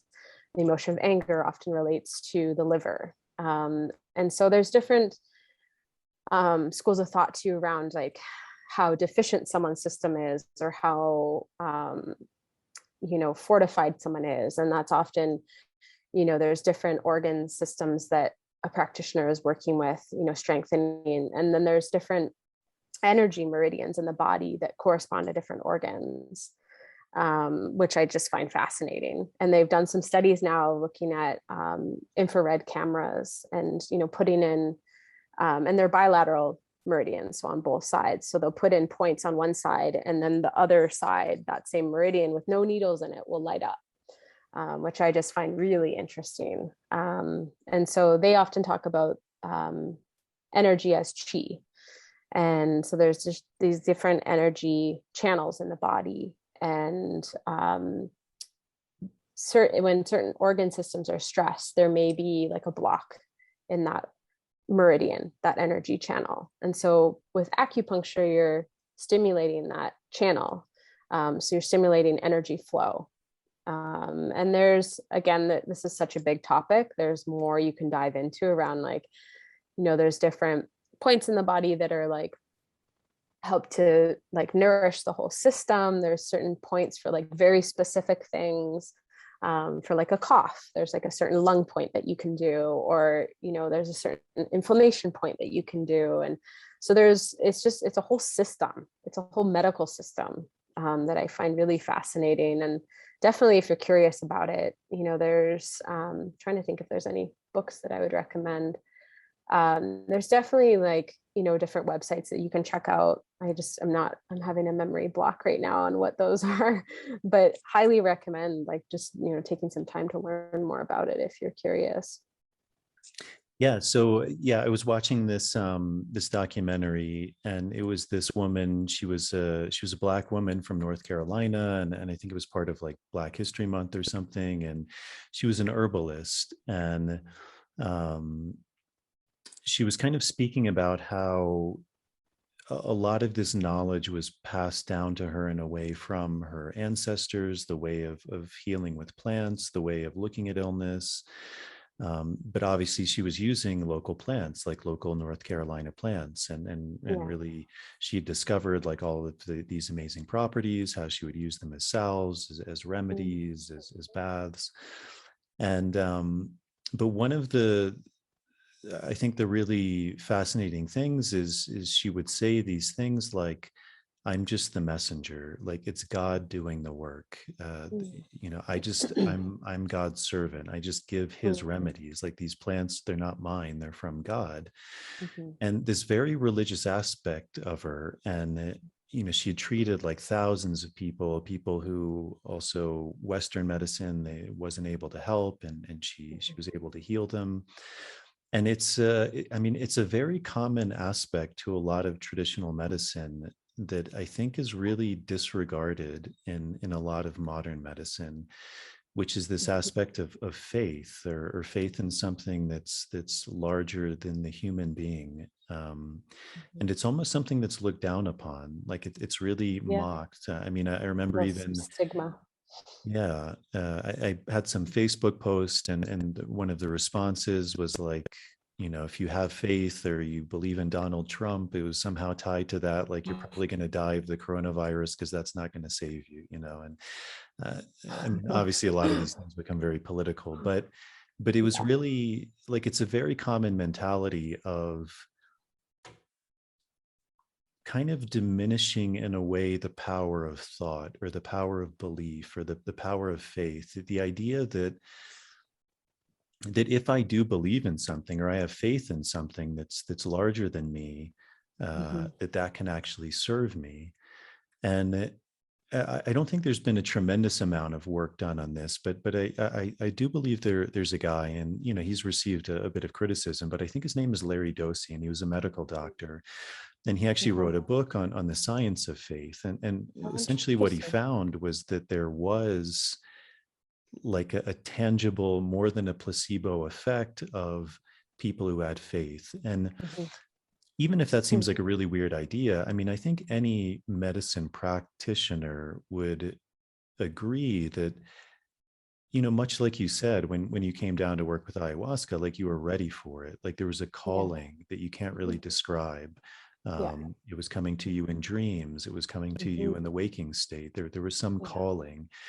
And like, what is that? I mean, Yeah. usually these things are spoken in a way of kind of like this mysterious way that we don't really know Yeah. what that is. Mhm. Um, but that there's I think in any work, like if someone has that desire, if someone really is feel called to something, if someone Yeah. has faith that that system is going to work, there is a much higher likelihood that that's going to Yeah. work than if someone has all of these blocks and barriers and, I know this isn't going to work. But it's also a very common thing in the Amazon with a lot of these indigenous healers Mhm. is they Mhm. say the exact same thing. Like Yeah. we're mediums, we're just doing God's work. Like it's spirit, it's God who's doing the healing. We're calling. And so much of the Yeah. songs, so much of the ikaros are really calling on spirits or spirit, however one wants to look at it, to do that work. Um, is that something you found? Because also we were talking about these three levels of healing, and obviously that idea of spirit can become very tricky how we think about that because it can mean so Mhm. many different things to different people. Yeah. But even that idea of faith or an idea that there's something that's greater, that Mhm. there's a greater power than simply the five senses that the human beings have to be able to enact. Because obviously Yeah. there's something incredibly powerful about those five senses, the ability Mhm. to touch something, the ability to smell Totally. something. These are incredibly powerful diagnostic tools. Mhm. But also, as you were mentioning, and I don't know if this is necessarily true, but you were saying you were very sensitive in a way, Mhm. and sometimes that sensation, I think for many people, it's beyond like a 100% rational thing of like, I Yeah. know this because X, Y, and Z. It's Mhm. something there's a felt sense that maybe can't be put into language or into like some reductionist way of like, that is the very essence of where it's coming from. Yeah. But there's something intangible. There's something ineffable. There's something that Mhm. um, maybe it's faith, maybe it's the unknown, however we want to think about it. But what do you think about that in the terms of health and healing? Because I think that's something that's often not talked about. And again, Yeah. maybe for you, it doesn't mean anything, and not that that's good or bad. I'm just curious because Yeah. it does seem to be in, much like you were also saying about your grandmother, like there Mhm. seemed to Yeah. be, It's there's that huge in quality that. there as well. Mhm. Yeah, no, I appreciate that question. And, actually in this book that I'm reading, the Italy's Witches and Medicine Women, that's like one of the main concepts that they talk about this, that they're getting messages from spirit, and that, they're a conduit essentially. And, it's interesting because, I grew up in more of a conventional home and, um, where like this type of stuff was really thought of as kind of woo woo, except for, I feel like I could have more of these conversations with my mother and, her mother and, that lineage, in a sense of like hearing about certain things that, I'm like, oh, that doesn't make sense to my rational mind, being able to see spirits or communicate with spirits. And then, it was interesting because I was raised Catholic. I'm not, I'm personally not really into organized religion anymore. I have some issues with it, in terms of, that's a whole nother topic, but, I really didn't like, being forced to, go to church, to talk to the priest, all the things. I really had a strong aversion to it. Something in my body was like, this doesn't feel right.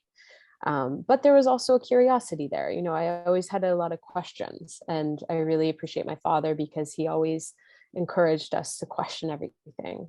And the teachers in the Catholicism didn't really like that when I would question things, like, and they didn't like when I was challenging, certain rules or principles that were in place. And so I actually got really turned off from, religion and spirituality, at a young age, because it felt very against, like, it just didn't make sense to me. And I didn't like having to be forced into something like that. However, I always had, again, like a deep curiosity with like the magical and mystical realms. And I think, there's a deep fascination, also, a deep sensitivity. And so, certain things would happen when I was younger that I couldn't quite make sense with my rational mind. And, I still you can't really, with our human language, describe a lot of it in terms of like what that is really. And, I really, it used to kind of freak me out in some ways. And now I really see that as part of one of my gifts, is to be able to connect to something bigger than myself and to receive, certain inner knowings, or, to feel something in my body as a message, in a sense. And I've learned to work with it, over the years, and to really accept it and be curious about it and open to it.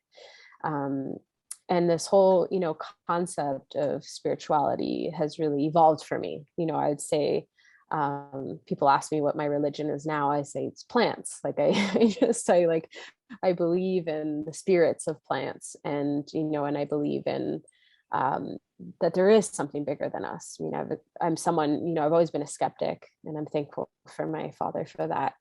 Because it's allowed me to question a lot of things, and, I need to experience it to believe it.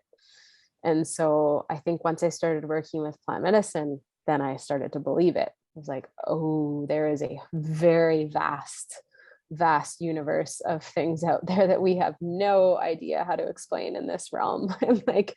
And even be able to begin to understand, the more mystical experiences and the more magical realm, essentially. And I, again, I think that is something that's missing for a lot of people, is this connection to something bigger. And I get that a lot. I see that a lot in my practice. And again, it's not for everyone. But I think there's a way in which, and I think that's what organized religion did provide for a lot of people, or does provide for a lot of people, is this sense of community, and a sense of, connecting with something bigger than them. And I think that's why there is such a draw to religion for a lot of people. And again, I don't want to offend anyone in terms of, people who are, that's their belief system. That's great. In terms of, I think it's individual in terms of what it gives you. And I think that, I have my own, belief system, and my own, connection with spirit. And I can remember even just like the word God would really be triggering for me from, being in the Catholic Church and everything like that. And, and so I don't necessarily use that word when I'm talking about, this energy that I feel. It's like a universal kind of energy. And it doesn't feel like this big man, it doesn't feel like this man in the sky to me. It's like, there's just something that I can't quite, I can't quite explain, but it's a feeling. It's a guidance system for myself. It's something that I trust. And I think, this whole concept of faith, I think, there has been research in terms of, you can look at like, the research they do on placebo effect when someone believes that something is going to help them, the way that it actually does help them. The power of faith, the power of thought, the power of connection to something, in terms of like, I take this thing and I know it's going to help me. There's something that shifts in the physiology.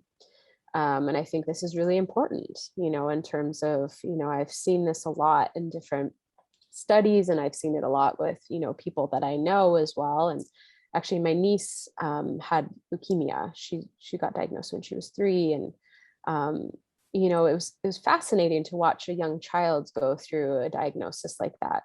She's all good now, but to watch, it's like so different from watching, an adult human go through cancer. It's like a child, they don't have, like, she was so in the present. She wasn't like ruminating on the fact that she was sick. It was like very, you tell her that like this is going to help her to feel better, and she believes it. And she went through a lot. She went through hell, but she taught me so much through that, because she was really in a space of, this, there wasn't all this, kind of ruminating on this illness. It was like she was just moving through it in a very present way, very present. And, and I really think there was a way in which that helped her to recover faster than maybe, I don't know, an adult with leukemia. And again, there's many different factors there in terms of, her physiology, her age, all those things. But I think that there is something there around, this system of belief. And I've seen this with elderly people as well that get cancer, and then they get told that they only have a certain amount of time to live, and then they give up, and then their body starts to break down. And then I've seen the opposite with people who are like, screw that, I'm not going to believe that, I'm going to fight this, and I believe I'm going to get better, and then they get better.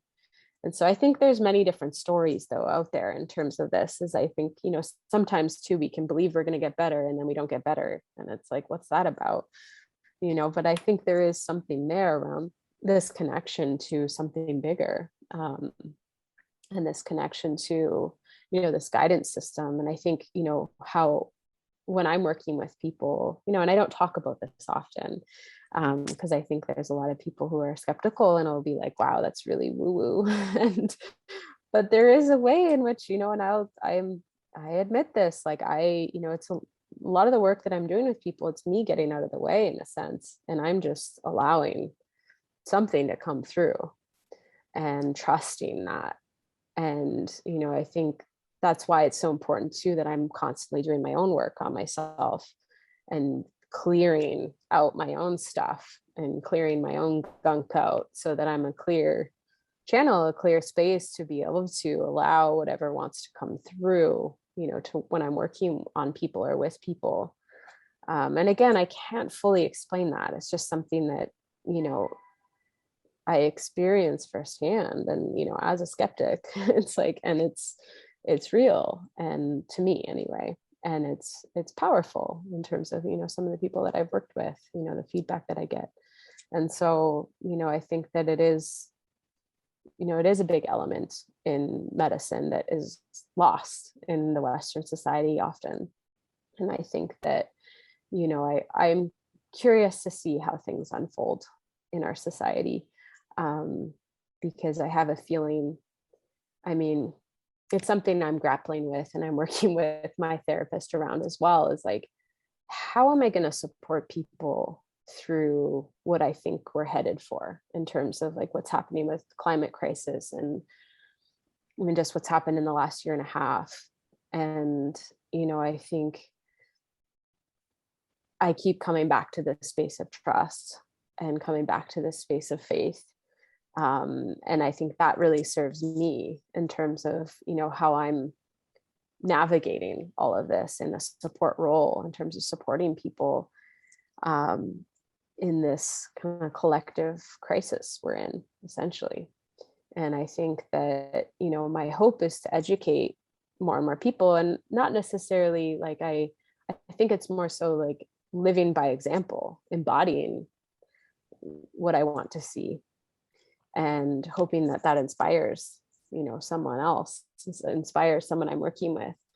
And that will hopefully have a trickle effect. I love working with other practitioners, because I know that they're going to see a bunch of other people as well, and it's going to trickle out. And so, and I definitely see myself more, hopefully, as time goes on, in more of a mentorship role as well, mentoring other clinicians, and, also doing more education, more teaching.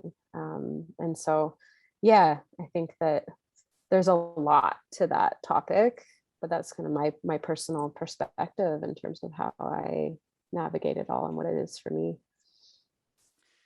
Yeah, it's interesting because I heard the other day that in the US, for the first time ever, the majority of the population doesn't ally themselves with any religious church, which, for the US, especially in the beginning, it was really a refugee for religious immigrants. Yeah. And so that was always a huge part of the US. But for the first time, there's I think it's like 51-49 or something now, but 51%, the majority, does not identify with any particular church. Wow. Mm-hmm. And so it is interesting because, as we were talking about, like a lot of these ailments, that especially these chronic ailments and things like depression and anxiety, I think it is an interesting correlation that as those begin to increase, this idea of religion or faith is also decreasing. And I think there's definitely a correlation between the two, and obviously there's a lot of other factors. I mean, even just something so simple as having like a church, like there's also a community aspect to that. Right.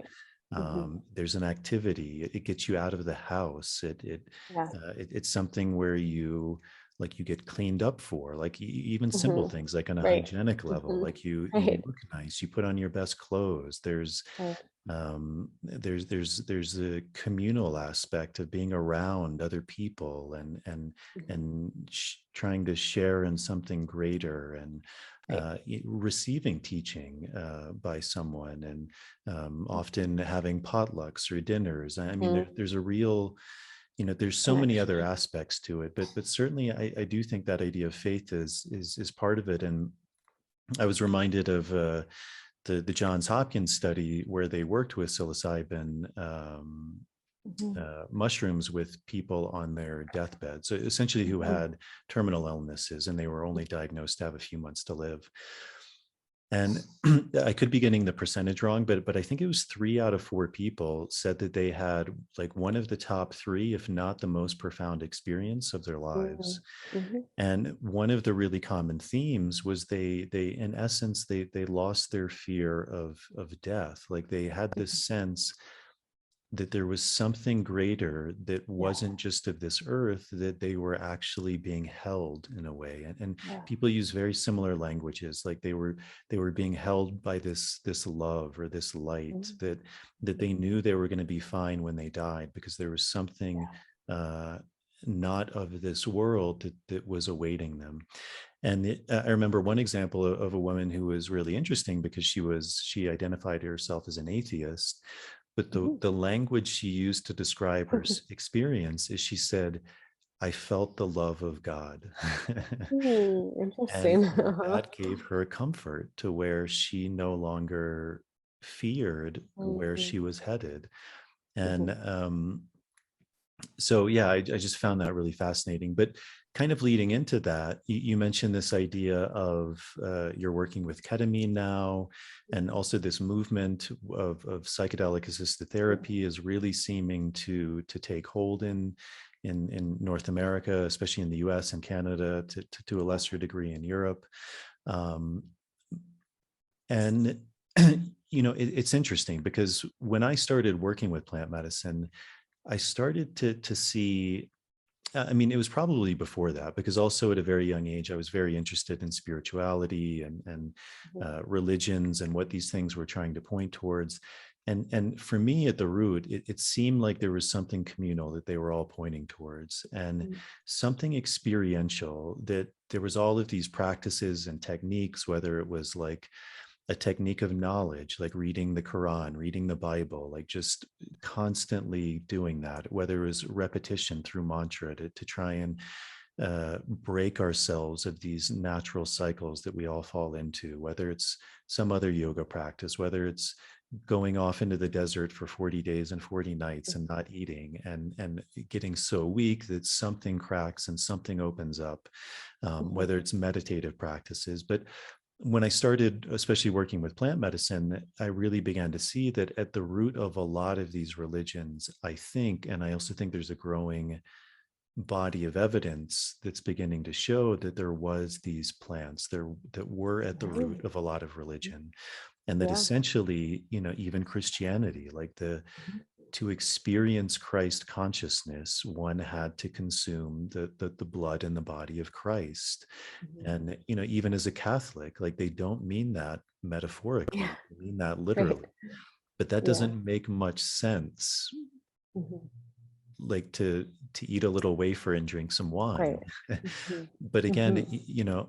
I think one of the fascinating things about this time is that as we begin to have better access to information, to really be able Mhm. to learn and compare all sorts of different practices and religions, it does seem like something like this work was at the root of a lot of religion, which was really the root of humanity. Like, what does it mean to be human? I Yeah. mean, even our language, like to breathe, or respirar, like Mhm. it's the same word as spirit. Like, to be Spirit. infused with spirit is to be infused with life, is to be infused with breath. So the very Mhm. essence of what it means to be a human being is to be filled with spirit. And yet Yeah. most of us would like completely disregard that as again something Yeah. woo or something antiquated. Yeah. And yet literally, again, what a lot of these maybe plant traditions are pointing towards is this connection with spirit, that by Mhm. ingesting this sacrament, which Yeah. again, for so many of these people is a sacrament, it's something Yeah. sacred. And that by ingesting that, we have the chance to experience Christ, God, spirit, Mhm. however we want to look at it, whatever words resonate. But Mhm. in so many of these traditions, I mean, even ayahuasca, it's a Quechua word meaning vine of the dead. This Mhm. death motif is such a common thing in all of Yeah. these paths, which also again sounds strange, but this idea being to die before we die so that we can truly live, so that we can Live. know Yeah. maybe that there is no death, that's Mhm. that's the Maya, the biggest illusion is itself an illusion. Like, it's there, Mhm. maybe is no death, that there is this eternity, again, this idea of God, which so many people believe in, Mhm. but I don't know that they really think about what that means on a deeper level, like this idea of Right. everything, eternity, Mhm. eternal, like. And that can be very scary when we actually begin to go into that, because it shatters Right. what we think of reality, which is Mhm. finite, which is birth and death, and all of the things that are manifested from that. But it's kind of a long rant. But It's I guess okay. the idea with you mentioned this idea of like working with ketamine and maybe Mhm. psilocybin, and Mhm. um, it seems like an interesting phenomena that is happening at the same time that all of these, as you were mentioning, all of these mental emotional issues are arising at such a large Yeah. scale. Things like depression, anxiety, lack of purpose, lack of connection, um, that also these things are beginning to emerge.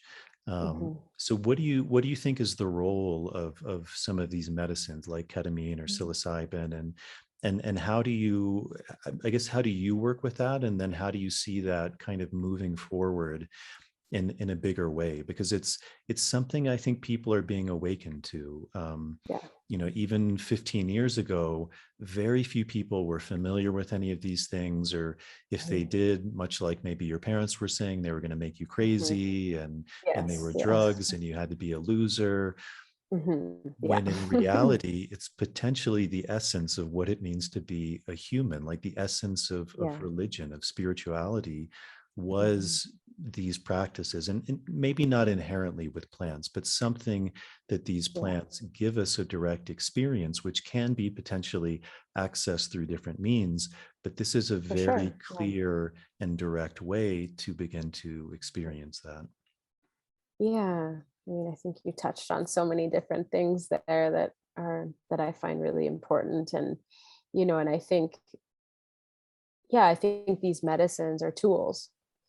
They're a tool to be able to access that space. And, I think there are other means there, maybe like a trance state, or, breath work, or, deep meditation and silence for, like Vipassana, or even yoga or even dance can put you in these states, these altered states of consciousness where I mean, how I see it is it's a way for your defense structures to soften and for you to access a certain part of yourself that you can't normally access with your waking conscious mind. And it allows you to access these other realms, these other dimensions, again, that it's hard to describe in with the rational mind and with language. In a sense, it's something that I feel like people need to experience in order to really be able to have a felt sense of what it is. Because I think it is such a feeling sense, this connection to something bigger. And I really, I find it so fascinating that religion, if you really go back, I really do, I wonder, did these, like, was, who knows, was Jesus eating like something psychedelic, or was he like getting himself into an altered state of consciousness and receiving wisdom from somewhere from beyond? I think there's so much mystery in being human on earth right now. And I think that when you can, it allows you to have this distance and this perspective, to see the bigger picture. We're these humans that are having this spiritual experience here.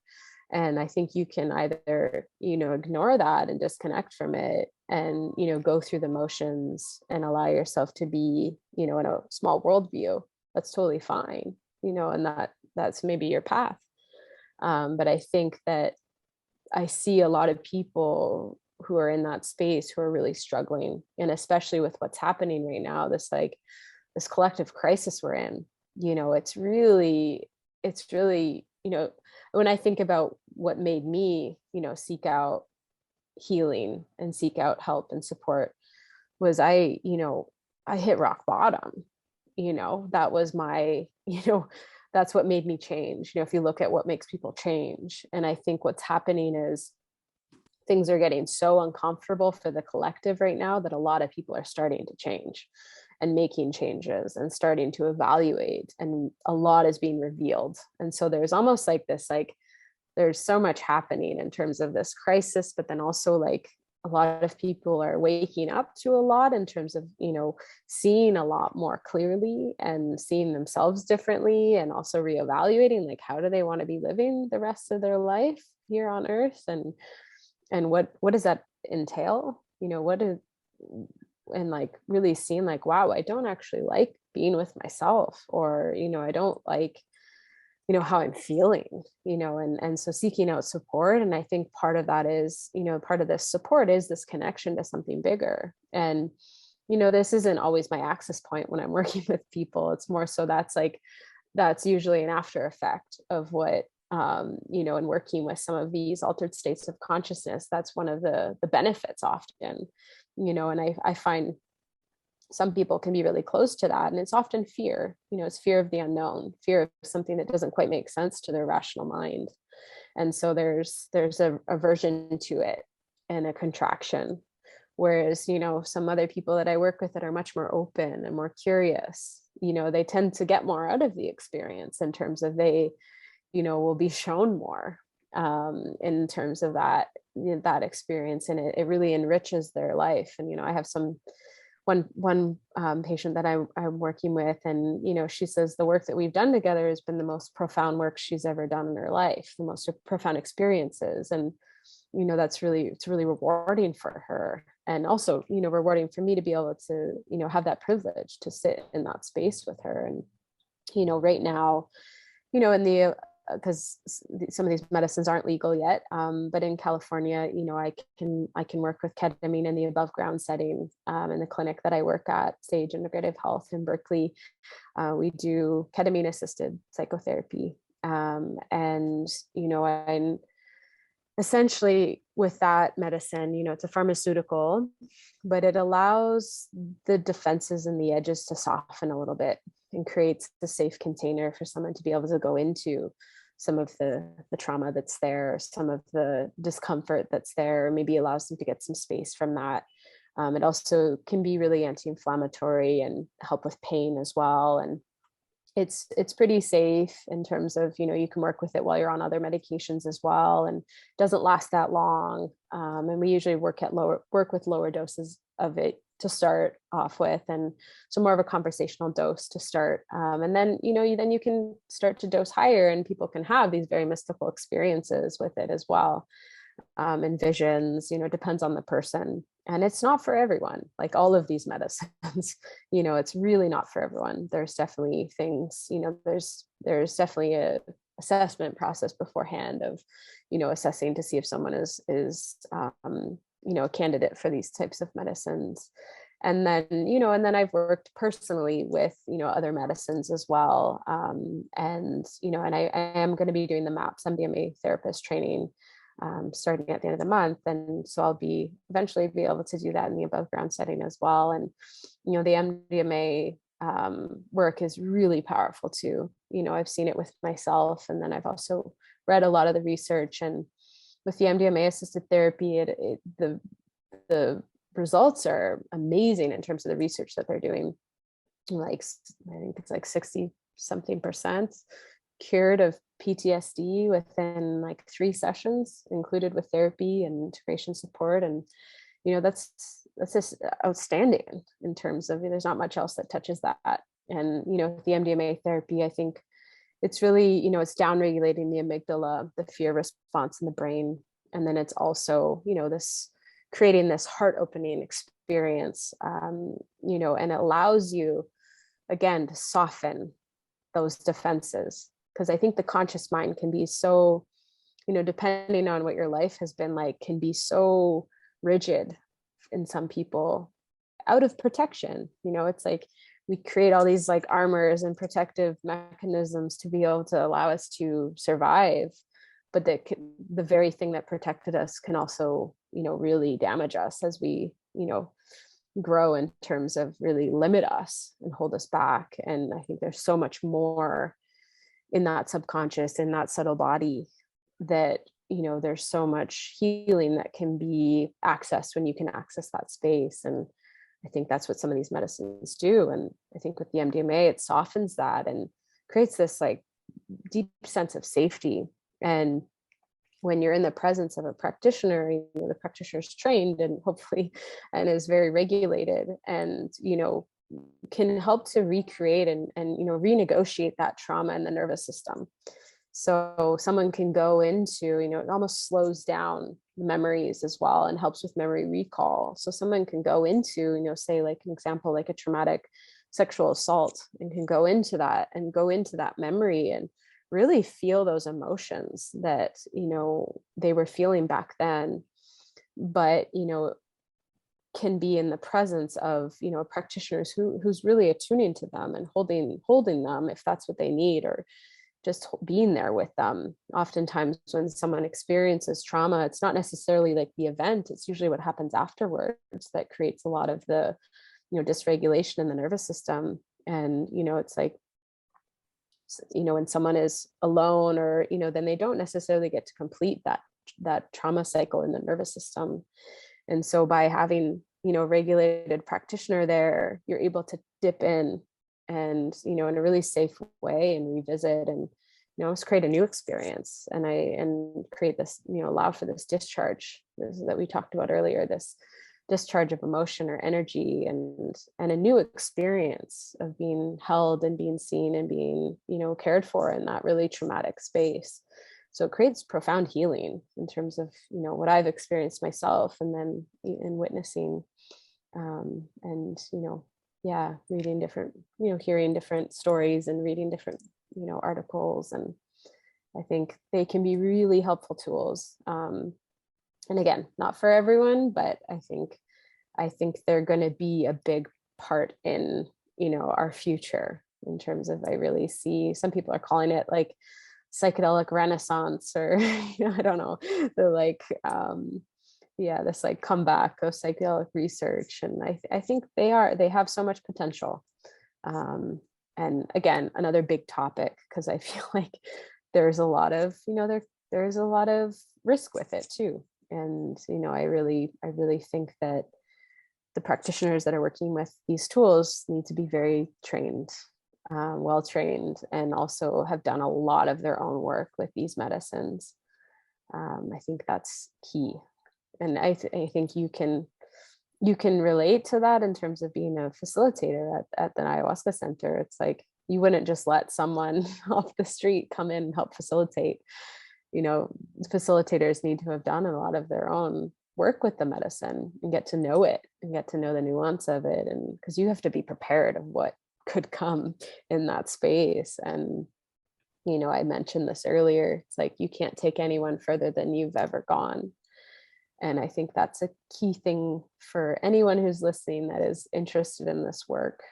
And start having your own experiences and find a trained guide, and, do your own work on yourself, your own healing or inner discovery, inquiry.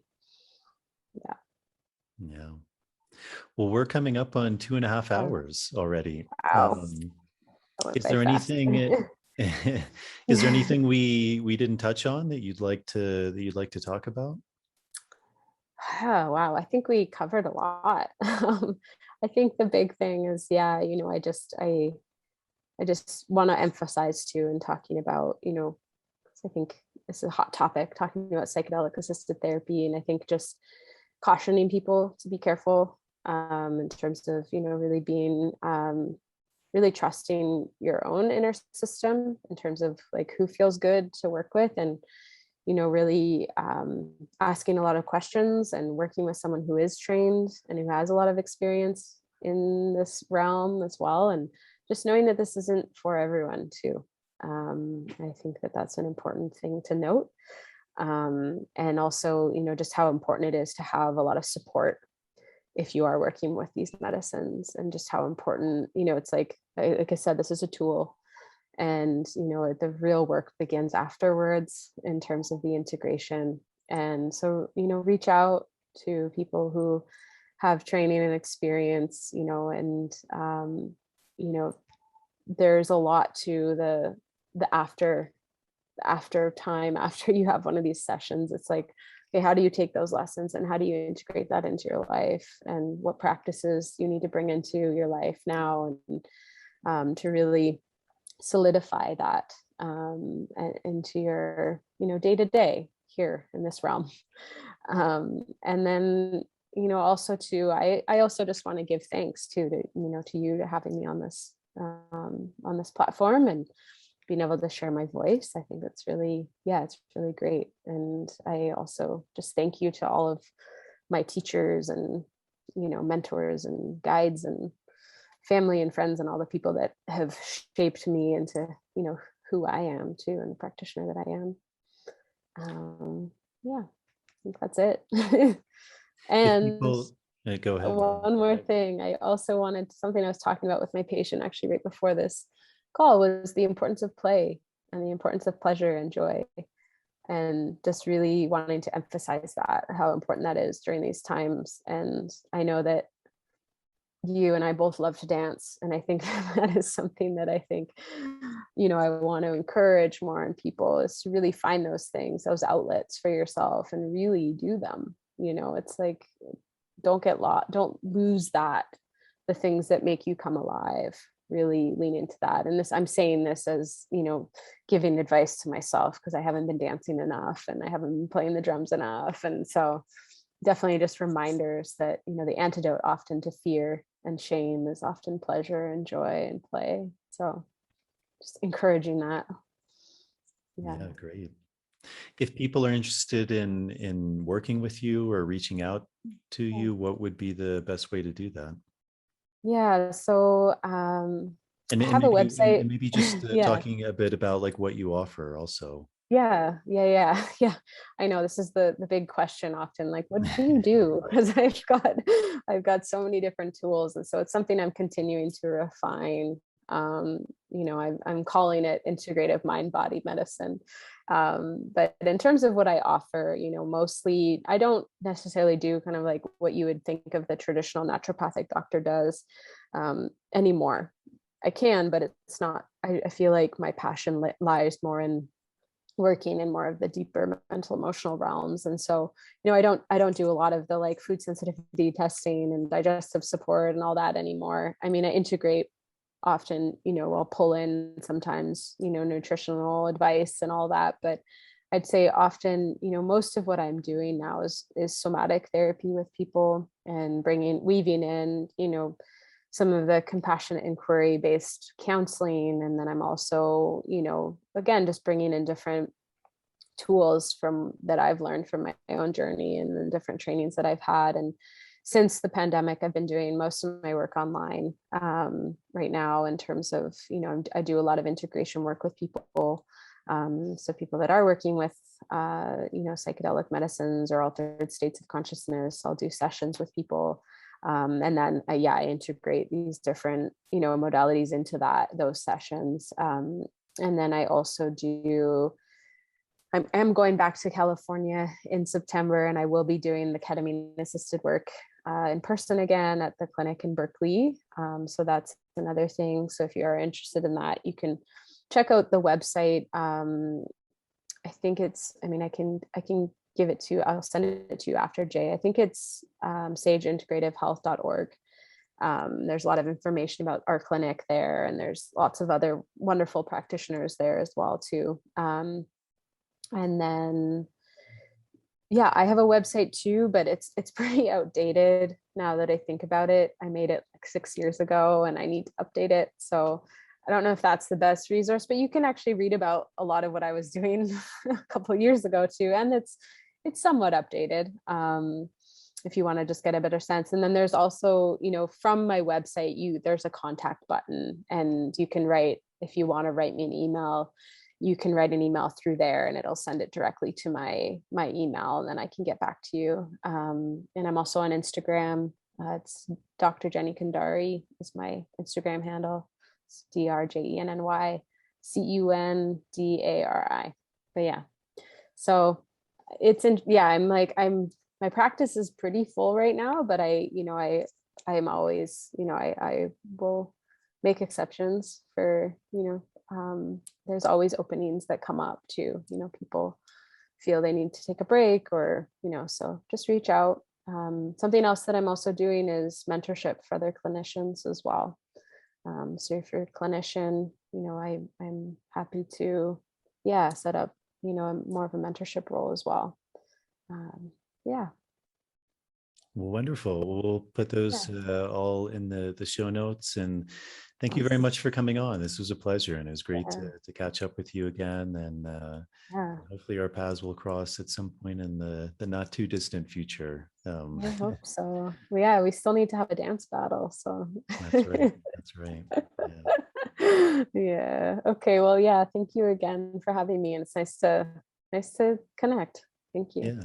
Likewise. Well, thank you very much, Jenny. And I wish you all the best. And I hope some people reach out to you, and we'll talk again soon. Thank you.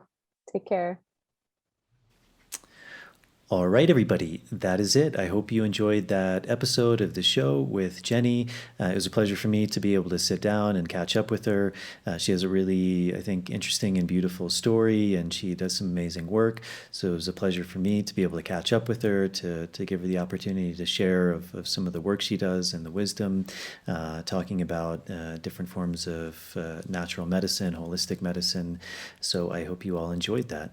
As always, if you're able to support the podcast, That's a really big help to me. Patreon is a really good option.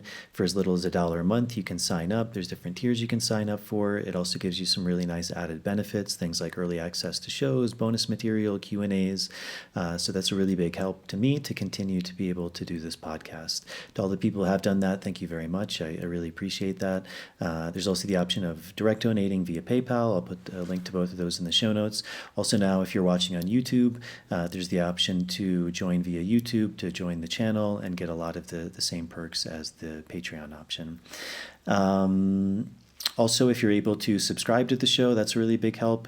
Subscribing to the show, turning on the notification bell, liking the video, especially with the YouTube one, and then with the audio version going on Apple Podcasts, subscribing to the show, leaving a starred rating and a short review. That's a really big help. So thank you all for tuning in. I hope you enjoyed that, and I hope you continue to enjoy the future episodes. I have a number of guests coming on scheduled. My friend Kunti will be coming on. She does a lot of work with Temazcals, sweat lodges. Also, she works with 5-MeO-DMT. I'll be talking with my friend Ben, who does similar work working with tobacco and ayahuasca.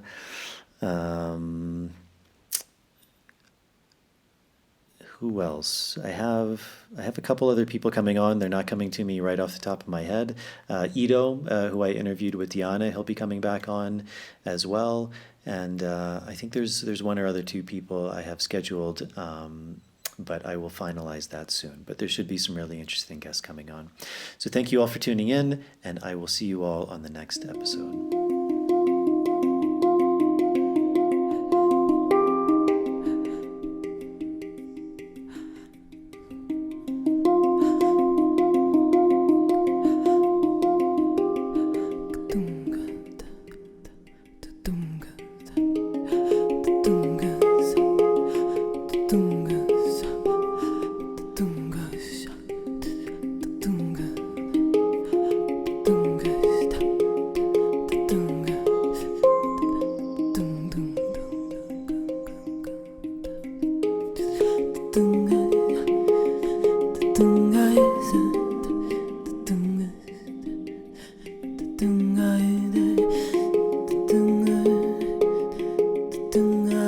So